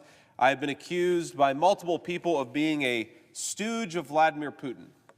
Well, I take issue to that because in 2003, yes, I made the mistake of supporting the Iraq War. I also, a couple months later, enlisted in the United States Marine Corps, one of two kids from my small block on McKinley Street in Middletown, Ohio, to enlist in the Marines just that year. I served my country honorably, and I saw when I went to Iraq that I had been lied to, that the promises of the foreign policy establishment of this country were a complete joke. Just a few days ago, we saw our friends in the House waving Ukrainian flags on the floor of the United States House, which I'd love to see them waving the American flags with such gusto. And I won't complain about the fact that it was a violation of the rules of decorum, though it certainly was. But it reminded me, and I believe 2005, maybe it was 2006, when that same exact chamber, the members were raising their fingers stained with purple ink to commemorate the incredible Iraqi elections that had happened in 2005. I was in Iraq for both the constitutional referendum of October of 2005 and the parliamentary elections of December 2005. And I remember the people in Iraq happily voting, raising their fingers in the air. What I'm saying is not that the people of Iraq were bad or that they were bad for voting in their elections. What I'm saying is the obsessive focus on moralism. Democracy is good. Saddam Hussein is bad. America good. Tyranny bad. That is no way to run a foreign policy, because then you end up with people waving their fingers on the floor of the United States House of Representatives, even though they have walked their country into a disaster. And I say this as a proud Republican. I say this as somebody who supports Republican colleagues who agree with me and disagree with me on this issue. It is perhaps the most shameful period in the Republican Party's history of the last 40 years that we supported George W. Bush in the prosecution of that military conflict. Now, my excuse is that I was a high school senior. What is the excuse of many people who were in this chamber or in the House of Representatives at the time and are now singing the exact same song when it comes to Ukraine? Have we learned nothing? Have we updated nothing about our mental thinking, about the standard that we apply for when we should get involved in military conflicts? Have we learned nothing about how precarious and precious U.S. life is and other life around the world, and that we should be a little bit more careful about protecting it? Back then, in 2003, we actually had an anti-war left in this country. Now nobody really is anti-war. Nobody's worried about prosecuting military conflicts overseas. Nobody seems to worry about unintended consequences. But Iraq had a lot of unintended consequences. A lot of consequences that were maybe foreseen by a few smart people, a lot of them that weren't foreseen by anybody. One of which is that we gave Iran a regional ally instead of a regional competitor. Did George W. Bush stand before the American people and say, we're going to invade this country and give one of our strongest enemies in the region a massive regional ally? Did we think that 20 years later, Iraq would become a base to attack American troops in the Middle East? Did we think it would empower one of the most dangerous regimes in that area of the world? We're now funding Israel, as I think that we should, to defend itself against attacks that are originating in Iran, when the same people who are calling for more war all over the world were the same people who caused us to start a war that empowered Iran. There's a certain irony in this, a certain sadness that I have, that we never seem to learn the lessons of the past. We never seem to ask ourselves why it is that we keep on screwing up American foreign policy, why it is that we keep on making our country weaker, even though we say that we intend to make it stronger. Here's another thing that we should learn from the Iraq War, something that I, as a Christian, care a lot about, and I think that even many of my colleagues who are not Christians, many of my fellow Americans who are not Christians, should care about. The United States remains, to this day, the world's largest majority Christian nation. We are the largest Christian nation by population in the entire world. And yet, what are the fruits? By your fruits ye shall know them, the Bible tells us. What are the fruits of American foreign policy when it comes to Christian populations all over the world over the last few decades? Well, in Iraq, before we invaded, there were 1.5 million Christians in Iraq, many of them ancient communities, Chaldeans, people who trace their lineage and their ancestors to people who knew the literal apostles of Jesus Christ. Now, nearly every single one of those historical Christian communities is gone. That is the fruits of American labor in Iraq, a regional ally of Iran, and the eradication and decimation of one of the oldest Christian communities in the world. Is that what we were told was going to happen?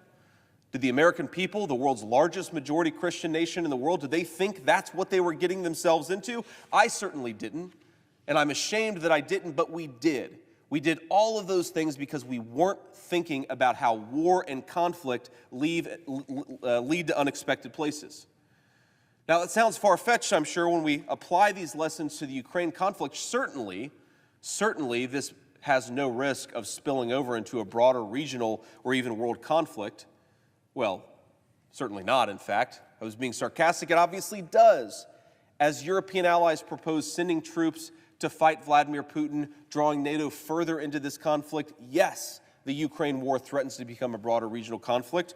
What about the assault on traditional Christian communities? Just today, the Ukrainian parliament is considering enacting a law that would dispossess large numbers of Christian churches and Christian communities in the country of Ukraine. Now, they say it's because these churches are too close to Russia. That's what they say. And maybe some of the churches are too close to Russia, but you don't deprive an entire religious community of their religious freedom because some of its adherents don't agree with you about the relevant conflict of the day. I believe, standing here, that this war will eventually lead to the displacement of a massive Christian community in Ukraine, and that will be our shame.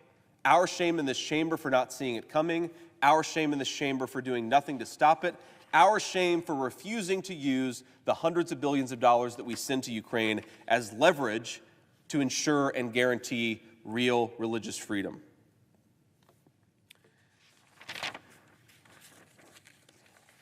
The other thing, one final point on this historical contingency point.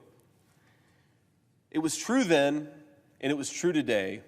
There's this weird way where the debate in this country has gotten warped, where people can't engage in good faith disagreement with our Ukraine policy. You will immediately be attacked for being on the wrong team, for being on the wrong side. I remember as a young conservative high schooler how opponents from the conservative side of the Iraq War, well, you're just all for Saddam Hussein. And you believe that Saddam Hussein should be allowed to continue to brutalize the Iraqi people. You have no love for these innocent Iraqi people. You don't believe in America. And the same exact arguments are being applied today, that you're a fan of Vladimir Putin if you don't like our Ukraine policy, or you're a fan of some terrible, tyrannical idea because you think maybe America should be more focused on the border of its own country than on someone else's. This war fever, this inability for us to actually process what's going on in our world to make rational decisions is the scariest part of this entire debate. You see people who served their country, who have been advocating for good public policies, agree or disagree with them for their entire careers, smeared as agents of a foreign government simply because they don't like what we're doing in Ukraine. That's not good faith debate. That is slander, and it's the type of slander that's going to lead us to make worse and worse decisions. It should make us all feel pretty weird when you see your fellow Americans making an argument, and the response to that argument is not, well, no, here's why you're wrong, or here's substantively why I disagree with you, but they fling their finger in your face and say, you're a Putin puppet. You're an asset of a foreign regime. This way of making decisions democratically is how we bankrupt this country and start a third world war. We should stop doing it. So let me make some arguments for why our Ukraine policy doesn't make any sense. The first, we do not have the manufacturing base to support a land war in Europe. This must be appreciated. And it's interesting, Mr. President, when I was making this argument that we didn't have the manufacturing base to support a military conflict in Eastern Europe, to support a military conflict in East Asia, and then also to actually support our own national defense, that America was spread too thin, I was commonly met 18 months ago with a very common rejoinder. I was told that the Ukraine war represented a fraction of American GDP, that we could do everything all at once and it would not stress America's capabilities. Now, everyone seems to agree with me. Now, everyone seems to acknowledge that we are severely limited, not in the number of dollars that we can send to Ukraine, though there are limits there, but in the number of weapons, of artillery shells and missiles, that we don't make enough of the critical weapons of war to send them to all four corners of the world and also keep ourselves safe. But people will say, well, JD is right. We need to rebuild the defense industrial base. We need to rebuild our capacity to manufacture weapons. But now the desire and the need to manufacture more weapons is an argument for the Ukraine conflict instead of an argument against it. It's interesting how advocates of this conflict always find a new justification when the justification of a few months ago falls apart. So let's deal with some very cold, hard facts. The Ukrainians have argued publicly, their defense minister has said this, that they require thousands of air defense interceptor missiles every single year in order to keep themselves safe from Russian attack. Do we make thousands? No. If this supplemental passes, as I expect it will in a few hours, we will go from making about 550 PAC-3 interceptor missiles to about 650. And there are a few other weapon systems that can provide protection in terms of air defense, but Ukraine's air defenses are being overwhelmed right now because we don't make enough air defenses. Europe doesn't make enough air defenses, and by the way, we're being stretched in multiple different directions. The Israelis need them to push back against Iranian attacks. The Ukrainians need them to push back against Russian attacks. We, may God forbid, need them, and the Taiwanese would need them if China ever invaded. We don't make enough air defense weapons, and neither do the Europeans, and so rather than stretching ourselves too thin, America should be focused on the task of diplomacy and making it possible for our friends and our allies to do as much as they can, but to recognize the limitations and to ensure that we, most of all, our own people and our own country, can look after our own defense. But it's not just air defense missiles. 155mm artillery shells. These are one of the most critical weapons for the land war in Europe, maybe the single most critical weapon for the land war in Europe. The United States makes a fraction of what the Ukrainians need. And if you combine what the United States needs with what the what the United States provides, with what the Europeans are able to provide and what other figures are able to provide, we are massively limited in whether we can help Ukraine close the gap that it currently has with Russia. Now, you've heard senior figures in our defense administration say that unless this bill passes, the Ukrainians will face a 10-to-1 disadvantage when it comes to critical munitions like artillery. 10-to-1. What gets less headlines is that currently the Ukrainians have a 5-to-1 disadvantage, and there is no credible pathway to give them anything close to parity. And I'm not even talking about this year, I'm talking about next year too.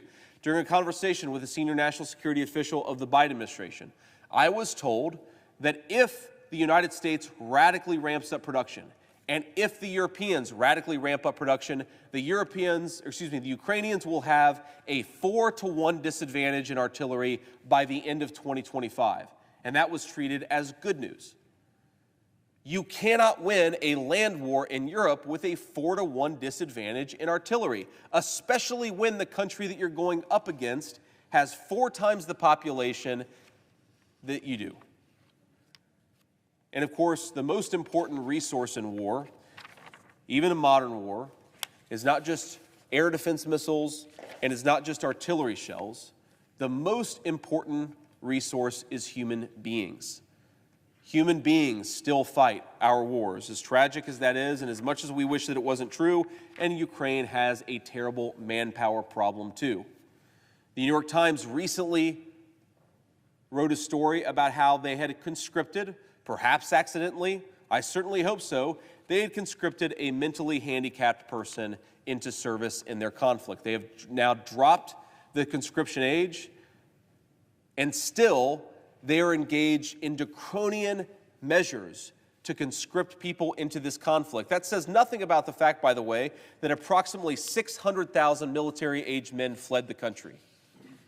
This war is often compared, as I said earlier, to the UK's fight against Nazi Germany.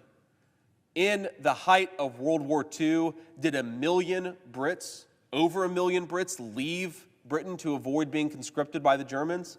I highly doubt it. So there is a deep reserve problem, a reserve of weapons, there aren't enough of them, a reserve of manpower, there isn't enough of there aren't enough men.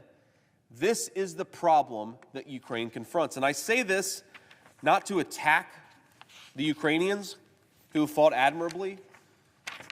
Many of them defending their country, many of them have died defending their country. But if we want to respect the sacrifice of the people who have died in this conflict, we have to deal with reality. And the reality is that the longer this goes on, the more people will needlessly die, the fewer people will actually be left to rebuild the country of Ukraine, and the less capable Ukraine will be of actually functioning as a country in the future. But I'm not just worried about that. I'm not just worried about whether Ukraine can win. I also worry about, as I said earlier, unintended consequences. And now we should spend a little bit of time discussing some more of those. A few things come from our obsessive focus on Ukraine. Number one, we have, at multiple levels in this Congress, passed pieces of legislation that deal with Ukraine that attempt to explicitly curtail the diplomacy powers of the next presidential administration. Now, I know we don't often talk so directly about politics, and I'm sure I disagree with my friends on the other side of the aisle, about who the next president should be. But we want to empower the next president, whoever that is, to actually engage in diplomacy, not make it harder to engage in diplomacy. And multiple provisions of this legislation, but also other legislation this chamber has passed and I have opposed, try explicitly to tie the next president's hands. And so let's just say that the next president, whoever that might be, decides that he wants to stop the killing and engage in diplomacy. This chamber will be giving a predicate to impeach that next president for engaging in basic diplomacy. Hard to imagine a more ridiculous judgment on the priorities of American leadership that we are already trying to make it impossible for the next president to engage in any measure of diplomacy. That's not leadership, and that's not toughness. That is a blind adherence to a broken foreign policy consensus, which is unfortunately exactly what we have. The Ukraine supplemental, that is, again, likely to be passed in the next few hours, funds Ukraine's border while turning a blind eye to the United States' own border crisis. The bill includes hundreds of millions that could be used to strengthen Ukrainian border security and support the State Border Guard Service of Ukraine. Good for them. I'm glad that they care about their own border security. The supplemental extends benefits for Ukrainian parolees in the United States and includes $481 million for refugees and entrant assistance, which could be used in part for the Office of Refugee Resettlement to provide resettlement assistance to Ukrainians arriving in the United States. And also to other organizations who also, because money is fungible, who could resettle other migrants from other countries into our country. So the very same moment that we are supporting the Ukrainians to secure their own border, we're not just ignoring our own border, we are funding NGOs that will worsen Joe Biden's migration crisis. It's completely senseless. And yes, that's what we're doing. Let's talk about something else. This bill includes a provision that is wildly popular called the Repo Act. Now, in short, the Repo Act does something very simple. The Repo Act allows the Treasury Department to seize Russian assets to help them pay for the war. And look, that sounds great. Of course, Russia shouldn't have invaded Ukraine, and of course, they should have to pay for some of the consequences, all of the consequences that they've created. But ask yourself, are there unintended consequences that come from seizing tens of billions of dollars from foreign assets? And in fact, there are. A number of economists from across the political spectrum have argued that the Repo Act could potentially make it harder to sell U.S. Treasuries. Now, this is something a lot of Americans don't care about. I'm sure their eyes might glaze over a little bit, but this country is running almost $2 trillion deficits every single year. And you ask, where do those $2 trillion come from? They come from selling Treasury bonds on the open market. That's how we pay for the deficit spending in this country. And what happens when people start to worry that U.S. Treasuries are not a good investment? Well, we've already seen the consequences over the last couple of years. Interest rates go up, inflation goes up, home mortgages become more expensive. Are we at least a little bit worried that the bond markets could react negatively to us seizing tens of billions or hundreds of billions of dollars of assets? We certainly should be worried about it because we already can't afford the deficit spending in this country to begin with. Treasury yield rates are already extraordinarily high. And thanks to the Biden spending programs, they've actually shown a remarkable stubbornness over the last few months. Here's another unintended consequence. Germany it's an important American ally, and it has, by some standards, the fourth or fifth largest economy in the entire world. A very, very important country, a very important ally, and by the way, a beautiful country with beautiful people. But Germany, under the influence of a series of so-called green energy policies, is rapidly deindustrializing. Germany, by the way, was one of the few countries in the wake of World War II, especially in the 70s, 80s, and 90s, that actually kept its industrial might largely intact. Think about German cars and all the other manufacturing things that come from the country of Germany. Well, Germany is much less powerful in terms of manufacturing today than it was 10 years ago. Why? Because it takes cheap energy to manufacture things. You need cheap energy if you want to manufacture steel. You need cheap energy if you want to manufacture cars. That's one of the reasons, by the way, the manufacturing economy has done so poorly under the Biden administration, is because our energy policies don't make any sense. But Germany should be told that the United States will not subsidize its ridiculous energy policies and its policies that weaken German manufacturing. We should send a message to the Germans that they've got to manufacture their own weapons, they have to field their own army, and they have the priority, and they have the responsibility to defend Europe from Vladimir Putin or anyone else.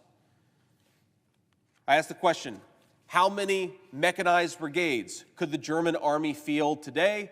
By some estimates, the answer is 0. By other estimates, the answer is 1. So the fourth most powerful economy in the world is unable to field sufficient mechanized brigades to defend itself from Vladimir Putin. Now, this isn't yesterday, this isn't 5 years ago or 10 years ago. This is yesterday. So for 3 years, the Europeans have told us that Vladimir Putin is an existential threat to Europe. And for 3 years, they have failed to respond as if that were actually true. Donald Trump famously told European nations they have to spend more on their own defense. He was chastised by members of this chamber for having the audacity to suggest that Germany should step up and pay for its own defense. Even today, Germany, by some estimates, fails to hit its 2% of GDP threshold, where it's supposed to spend 2% of its economy on military. And even if it hits that 2% threshold in 2024, it will have hit it barely after literally decades of being chastised. Now, is it fair that the Americans are forced to front this burden? I don't think that it is, but I'm actually more worried, I'm less worried about the fairness, I should say, and I'm more worried about the signal this sends to Europe. If we keep on carrying a substantial share of the military burden, if we keep on giving the Europeans everything that they want, they're never going to become self-sufficient and they're never going to produce sufficient weapons so that they can defend their own country. You hear all the time from folks who support endless funding to Ukraine that unless we send resources to Ukraine, Vladimir Putin will march all the way to Berlin or Paris. Well, first of all, this doesn't make any sense. If Vladimir Putin can't get to Western Ukraine, how is he going to get all the way to Paris? And second of all, if Vladimir Putin is a threat to Germany and France, if he's a threat to Berlin and Paris, then they should spend more money on military equipment. Some of my fellow Americans have been lucky enough to travel to Europe. It's a beautiful place. But one of the things that Europeans often say about Americans is that we have way too many guns and way too little health care. Well, one of the reasons why we have less health care access than the Europeans do is because we subsidize their military and their defense. If the Europeans were forced to step up and provide for their own security, we could actually take care of some more domestic problems at home. But no, too many in this chamber have decided that we should police the entire world, the American taxpayer be damned. Let me make one final point here. I'm cognizant that I have colleagues who wish to speak. Can I ask, Mr. President, how much time do I have? The senator has 28 minutes remaining. Okay, great. I see my colleague from Florida, so I will be relatively brief here.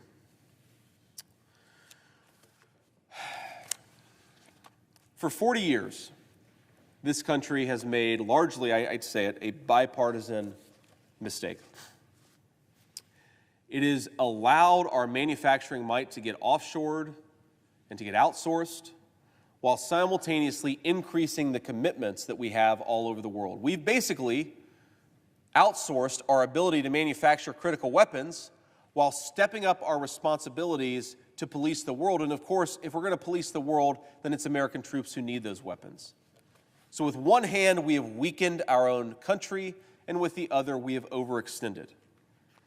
There is a certain irony that if you look at the voting records and the commitments of this chamber, the people who have been most aggressive, my colleagues, some of them my friends, who have been most aggressive in sending our good manufacturing jobs to China are now the ones who are most aggressive and assert that we can police the world. Well, what are we supposed to police the world with? Our artillery manufacturing, our weapons, our air defense manufacturing, our basic military industrial complex has become incredibly weakened, and this bill, you'll hear people say, fixes it. It doesn't fix it at all. In fact, this bill, while it does invest some, and this is a good thing, by the way, it's not all bad, while it does invest some in critical manufacturing of American weapons, it sends those weapons overseas faster than it even replenishes them. This is not a bill to rebuild the defense industrial base. This is a bill to further extend this country. With that, Mr. President, I will yield, recognizing that my friend from Florida wants to speak, and I appreciate it.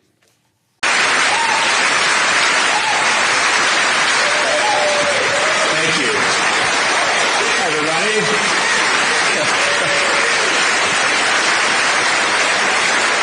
Sit down, sit down, sit down. Come on. That's very kind of you. But, maybe you hear what I say and think I'm an asshole. So, do the standing ovation after I say what I'm going to say here. Appreciate so much all of you having me. As you can probably tell if you haven't been living under a rock, it's really slow news week for me. And for the country at large. It's so funny, on Monday when I got to the Capitol, I sort of, in a bit of hubris, expected all the reporters to swarm me and ask me a bunch of questions about, you probably can guess, and they were totally uninterested because there's nothing the media loves more than a good death watch, and that's what's happening on the left right now is... And as they care about what they wish for, of course, because the prize at the end of the rainbow would be Kamala Harris. So talk about caught between a rock and a hard place. But let me just before we get into what I'm going to say here, let me thank first of all Sohrab and Yoram for putting together an incredible event. I've heard so much about it. God bless you guys. Thank you for what you've done. Where's Yoram? There you are, Yoram.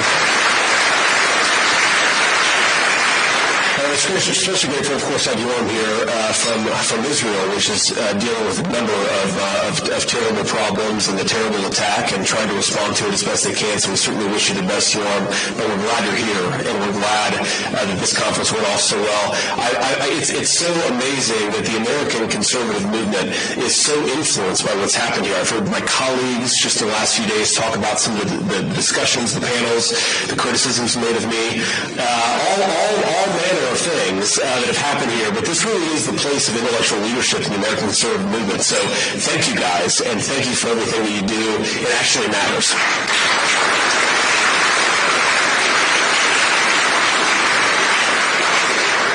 So let me just offer a few observations about where we are, because I think it's important to sort of acknowledge that we've had a lot of successes and we've also had some defeats, and to sort of level check about where we are. When I came to this conference in 2019, I was a venture capitalist. I was an author. I had written a book. I was running a venture capital fund, and I was not really thinking about public policy aside from the fact that I was worried that my country seemed to be going in the wrong direction. And I think I made a couple of points there in that speech 5 years ago that still unfortunately ring true today. I talked about the fact that the American dream of my grandfather was declining in the birth of the American dream, the place that actually gave birth to this idea that you, through working hard and playing by the rules, should be able to build a good life for yourself, right? This very basic idea that you should be able to build a good life for yourself and your family in the country that you call home. That idea was under siege by the American left, and of course it is still under siege. In some ways things have gotten a little bit worse. In other ways, I think that we've notched incredible victories.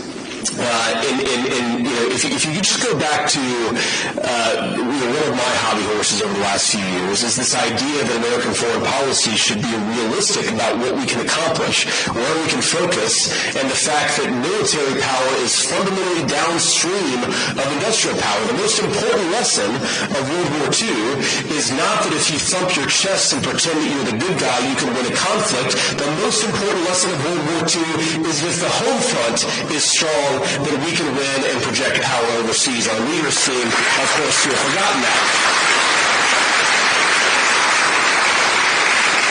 But as much as our leaders have forgotten that, and as much as I think that the most significant example of that is in Ukraine, where we have sent hundreds of billions of dollars of weaponry with no obvious end in sight and no obvious conclusion or even objective that we're close to getting accomplished there. And so many of my colleagues ignore the basic realities of war, but I will say, on the good news, the majority of the Republican House and the majority of the Republican Senate, the most recent cycle said no more of this, no more, right? That's a good thing. That's progress. Even though we didn't win the debate, we're starting to win the debate within our own party, and I think that really matters. Now, just on that particular topic, I have to take a shot, I think as I've done at every single MatCon at the Wall Street Journal editorial page. I think actually every speech, particularly MatCon, I know Bridge spoke earlier, or was going to speak. Bridge, you're out there somewhere. Okay, sorry to tie you up in this nefarious business that I'm about to engage in. But the dumbest of all possible foreign policy solutions and answers for our country is that we should let China make all of our stuff and we should fight a war with China, okay? We should, in my view, not fight a war with China if we can avoid it. We should also not let the Chinese make all of our stuff. And yet, I've seen the Wall Street Journal editorial page for the last couple of years say we can indefinitely send munitions and weapons of war to Ukraine after, for the past 2 generations, advocating that we ship our industrial base overseas. It doesn't make any sense. It's sort of the perfect encapsulation of the dumbest way to govern our country. Let's send our entire machinery for making war to countries that hate us, and then let's spend what little stockpiles that we have on a war that has no obvious end in sight. That's the Wall Street Journal editorial page approach, and I'm happy to say that the Republican Party is increasingly aggressively and with momentum rejecting it. So that is a great achievement and a great amount of progress that we've made. Another thing that we've made real progress on is even the libertarians, even the market fundamentalists, I know we have a few in the audience, and we won't beat up on you too much, I know Warren's out there somewhere. Even they acknowledge that you can't have unlimited free trade with countries that hate you. It'd be the equivalent of allowing the Nazi Germans in 1942 to make all of our ships and missiles. People recognize that that era has come to a close. Even the people who are generally going to disagree with us about how much to protect American industry from this point forward agree you can't let the Chinese make all of your stuff when you're engaged in, I think, a long-term great power competition with the Chinese. So we've made incredible progress there. And yet yet I will say that as much as we've made some great progress, there are still these weird little pockets of the old consensus that continue to bubble to the surface and continue to fight us on all of the most important questions. So our work is hardly done here, but I do think that we've made some significant progress. Now, the issue where I think we've made the most progress, and I have to say, this is, I think a lot of you agree with this, but where the national conservative movement has made the most progress, not just here, but I think overseas as well, is the recognition that the real threat to American democracy, it's not, certainly not, Donald Trump. It's not even some foreign dictator who doesn't like America or our values. The real threat to American democracy is that American voters keep on voting for less immigration and our politicians keep on rewarding us with more. That is the threat to American democracy.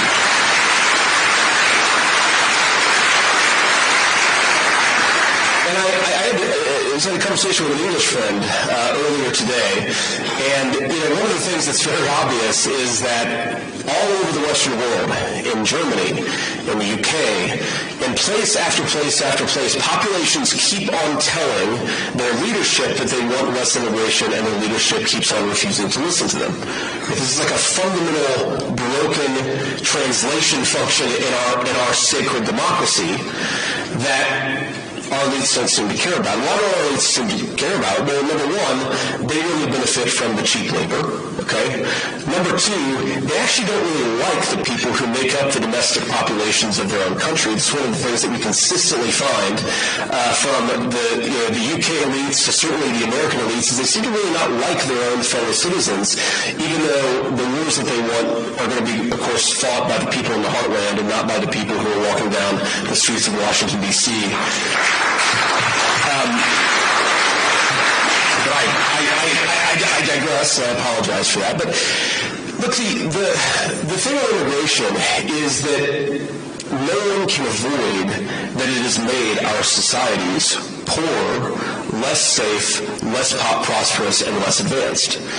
Now, I remember getting in some argument with some loser on Twitter a year or so ago about whether immigration raised housing prices. And of course, the argument is that, yeah, maybe immigrants take up some more demand for housing, but they build all the houses. That's not true, by the way. Go to Pennsylvania or Ohio, you'll see a lot of very native-born citizens who still build houses. It's actually shocking, but if you go, there are some towns in Ohio where we actually had houses before the Immigration Act of 1964. I'm dead serious. We actually did build homes in the United States of America before our elites flooded the zone with nonstop cheap labor. And by the way, we can still do it. Those people can still do it. They just want to get proper wages in the process. Thanks, John. But now everybody seems to agree that if you look at, for example, the United Kingdom, if immigration, non-stop immigration, was the way to create wealth and prosperity and lower home prices, then London would be doing great. And I got to tell you, I was in London last year, and it's not doing so good. But you don't even have to go to London. You can go closer to home. The places in our own communities, in our own states, that have the highest immigration rates are the places with the highest home prices. And it's not a correlation versus causation issue. If you actually look at the metro zone by metro zone, if you go parcel by parcel, you can see that where you have more immigration, you have higher home prices. But it's not just that. There's a community called Springfield, Ohio. It's very close to my heart because Springfield, Ohio, if any of you know the state of Ohio, it is nearly a carbon copy of Middletown, Ohio, where I grew up. It's a population, sort of a small to medium-sized town, about 55,000 people. And you're not going to believe this statistic when I repeat it to you because I didn't believe it when I first heard about it. But in the last 4 years, thanks to Joe Biden's open border policies, the city of Springfield has gone from 55,000 residents to 75,000 residents. The 20,000 resident delta is almost all recent Haitian immigrants. Okay? in a small town of Ohio of 20,000 people. Now go to Springfield, go to Clark County, Ohio, and ask the people there whether they have been enriched by 20,000 newcomers in 4 years. Housing is through the roof. Middle-class people in Springfield who've lived there sometimes for generations cannot afford a place to live. A third, I heard this yesterday, a third of the local county health budget is now tied up in giving free benefits to illegal immigrants. And of course, the left will fact check and say, well, they're not illegal immigrants because through the abuse of asylum laws and through Joe Biden's massive paroles, they are now no longer technically illegal aliens because according to Joe Biden, nobody is an illegal alien. The only illegal people in this country are the people whose grandparents were born here, according to the Biden administration. They're the people. They're the people, by the way, who are not allowed to have an opinion about what's going on in their country because they will be silenced, they will be censored, they will be called every name in the book. But Springfield, Ohio has been overwhelmed. And you don't have to believe, of course, that the 20,000, or at least most of the 20,000 newcomers are bad people. In fact, I imagine that many of them are very good people. But my interest is not in protecting the good people of another country. I'm a senator for the state of Ohio. Our leaders have to protect the interests of the citizens of this country. And the fact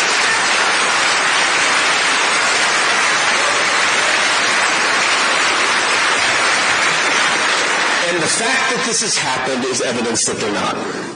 And so I want to come back to something that I started with here, which is that we've made a lot of progress. There have been things that have been bad that have happened. I mean, you know, in my home state of Ohio, we've had a couple of ballot referenda that have not gone the right way. We lost some elections in 2022 that I think that we should have won. Of course, like I said earlier, not every foreign policy debate has gone in our direction. But by and large, the national conservative movement is winning the debate and we're changing the conversation. We're doing that from the very, very basic and simple principle that American leaders should look out for Americans. And by the way, I know for the Brits here, UK leaders should look out for citizens of the UK or subjects or whatever you guys call yourselves. And so on for other citizens of other countries. By the way, I have to beat up on the UK just one additional thing. I was talking with a friend recently, and we were talking about, you know, one of the big dangers in the world, of course, is nuclear proliferation. Though, of course, the Biden administration doesn't care about it. And I was talking about, you know, what is the first truly Islamist country that will get a nuclear weapon? And we were like, maybe it's Iran, you know, maybe Pakistan already kind of counts, and then we sort of finally decided maybe it's actually the UK, since NATO just took over.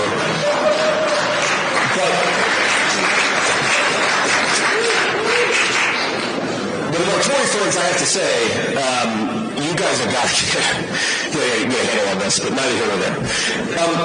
The reason I'm most optimistic about the future of this movement and the future of our country is because for the first time in a very long time, it is clear that the leader of the Republican Party is not some donor who's desperate for cheap labor, and it's not some random person who claims to speak for this or that constituency. The leader of the Republican Party is a guy who actually plans to put American citizens first, and that's Donald Trump. And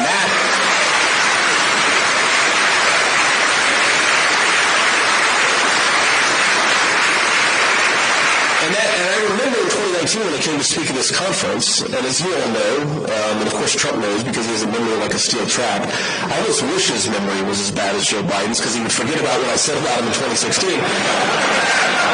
But, you know, I was a convert in 2019 to the cause of Trump's America First agenda in many ways. I came here very much as a convert, and I was cognizant of the fact that because I was a convert, Trump had not yet taken over the Republican Party. Even in Washington, D.C., even in 2019, even though he was the President of the United States, there are people who are aggressively pushing back against his influence, who are already planning a return to, you know, basically re-implementing the Wall Street Journal editorial pages, preferred positions in 2019. I think that's over now. And I think that the fact that it's over is a huge, huge win for you guys, but most importantly, it's a huge, huge win for the American people, because the American people, again, they need people who put the interests of their own citizens first, of our own citizens first, and that's what this entire movement is all about, and I think that's what the Trump presidency will be about if we give him another shot, as I expect that we will. Thank you. Let me close just with an observation here, and I apologize to a few of you because a few of you have heard me give this risk, but I think that it's important because even though I think we're in a very good place electorally in 2024, there's of course going to be a massive set of debates and conversations going forward, and one of the things that you hear people say, even on our side, you hear people say, is that America is the first creedal nation.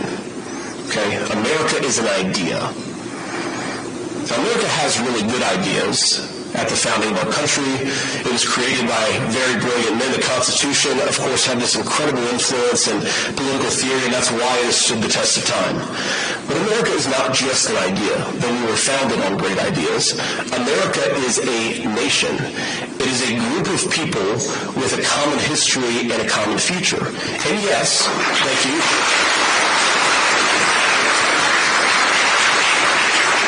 One of the parts of that commonality as a people is that we do allow newcomers to this country, but we allow them on our terms, on the terms of the American citizens. And that's the way that we preserve the continuity of this project from 200 years past to hopefully 200 years in the future. And let me illustrate this in a particular way. I am married to the daughter of South Asian immigrants to this country, incredible people who genuinely have enriched the country in so many ways. And of course, I'm biased because I love my wife, but I believe that it's true. But when my wife and when I proposed to her, we were in law school, and I said, honey, I come along with $120,000 worth of law school debt and a cemetery plot in eastern Kentucky. And that's what you're getting, right? And that cemetery plot in eastern Kentucky, if you drive down Kentucky Route 15, go to Jackson, Kentucky, that's my family's ancestral home. Before we migrated to Ohio about 60, 70 years ago, that's where all of my relatives came from, is the deep heart of central Appalachia. This is Kentucky coal country. By the way, one of the 10 poorest counties in the entire United States of America. Of course, our elites love to accuse the residents there of having white privilege. Go to Breathitt County, Kentucky, and tell me that these are privileged people. They are very hardworking people, and they're very good people. And they are people who love this country, not because it's a good idea, but because in their bones they know that this is their home and it will be their children's home, and they would die fighting to protect it. That is the source of America's greatness, ladies and gentlemen.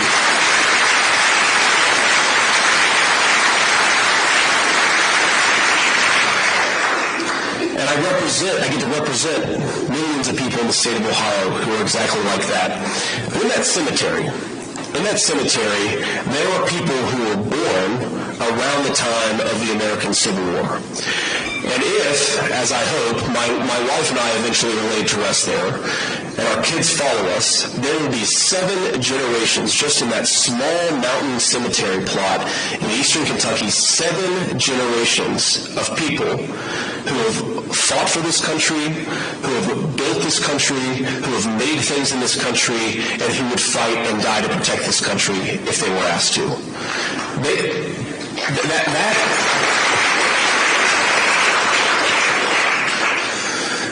That is not just an idea. That is not just a set of principles, even though the ideas and the principles are great. That is a homeland. People don't go and fight and die just for principles. They also, importantly, they go and fight and die for their home, for their families, and for the future of their children. If this movement is going to go anywhere, and if this country is going to thrive, we have to remember that America is a nation. We're going to disagree sometimes about how best to serve that nation. We're going to disagree, of course, even within this room, about how to best accomplish the reinvigoration of American industry and the renewal of American family. That's fine.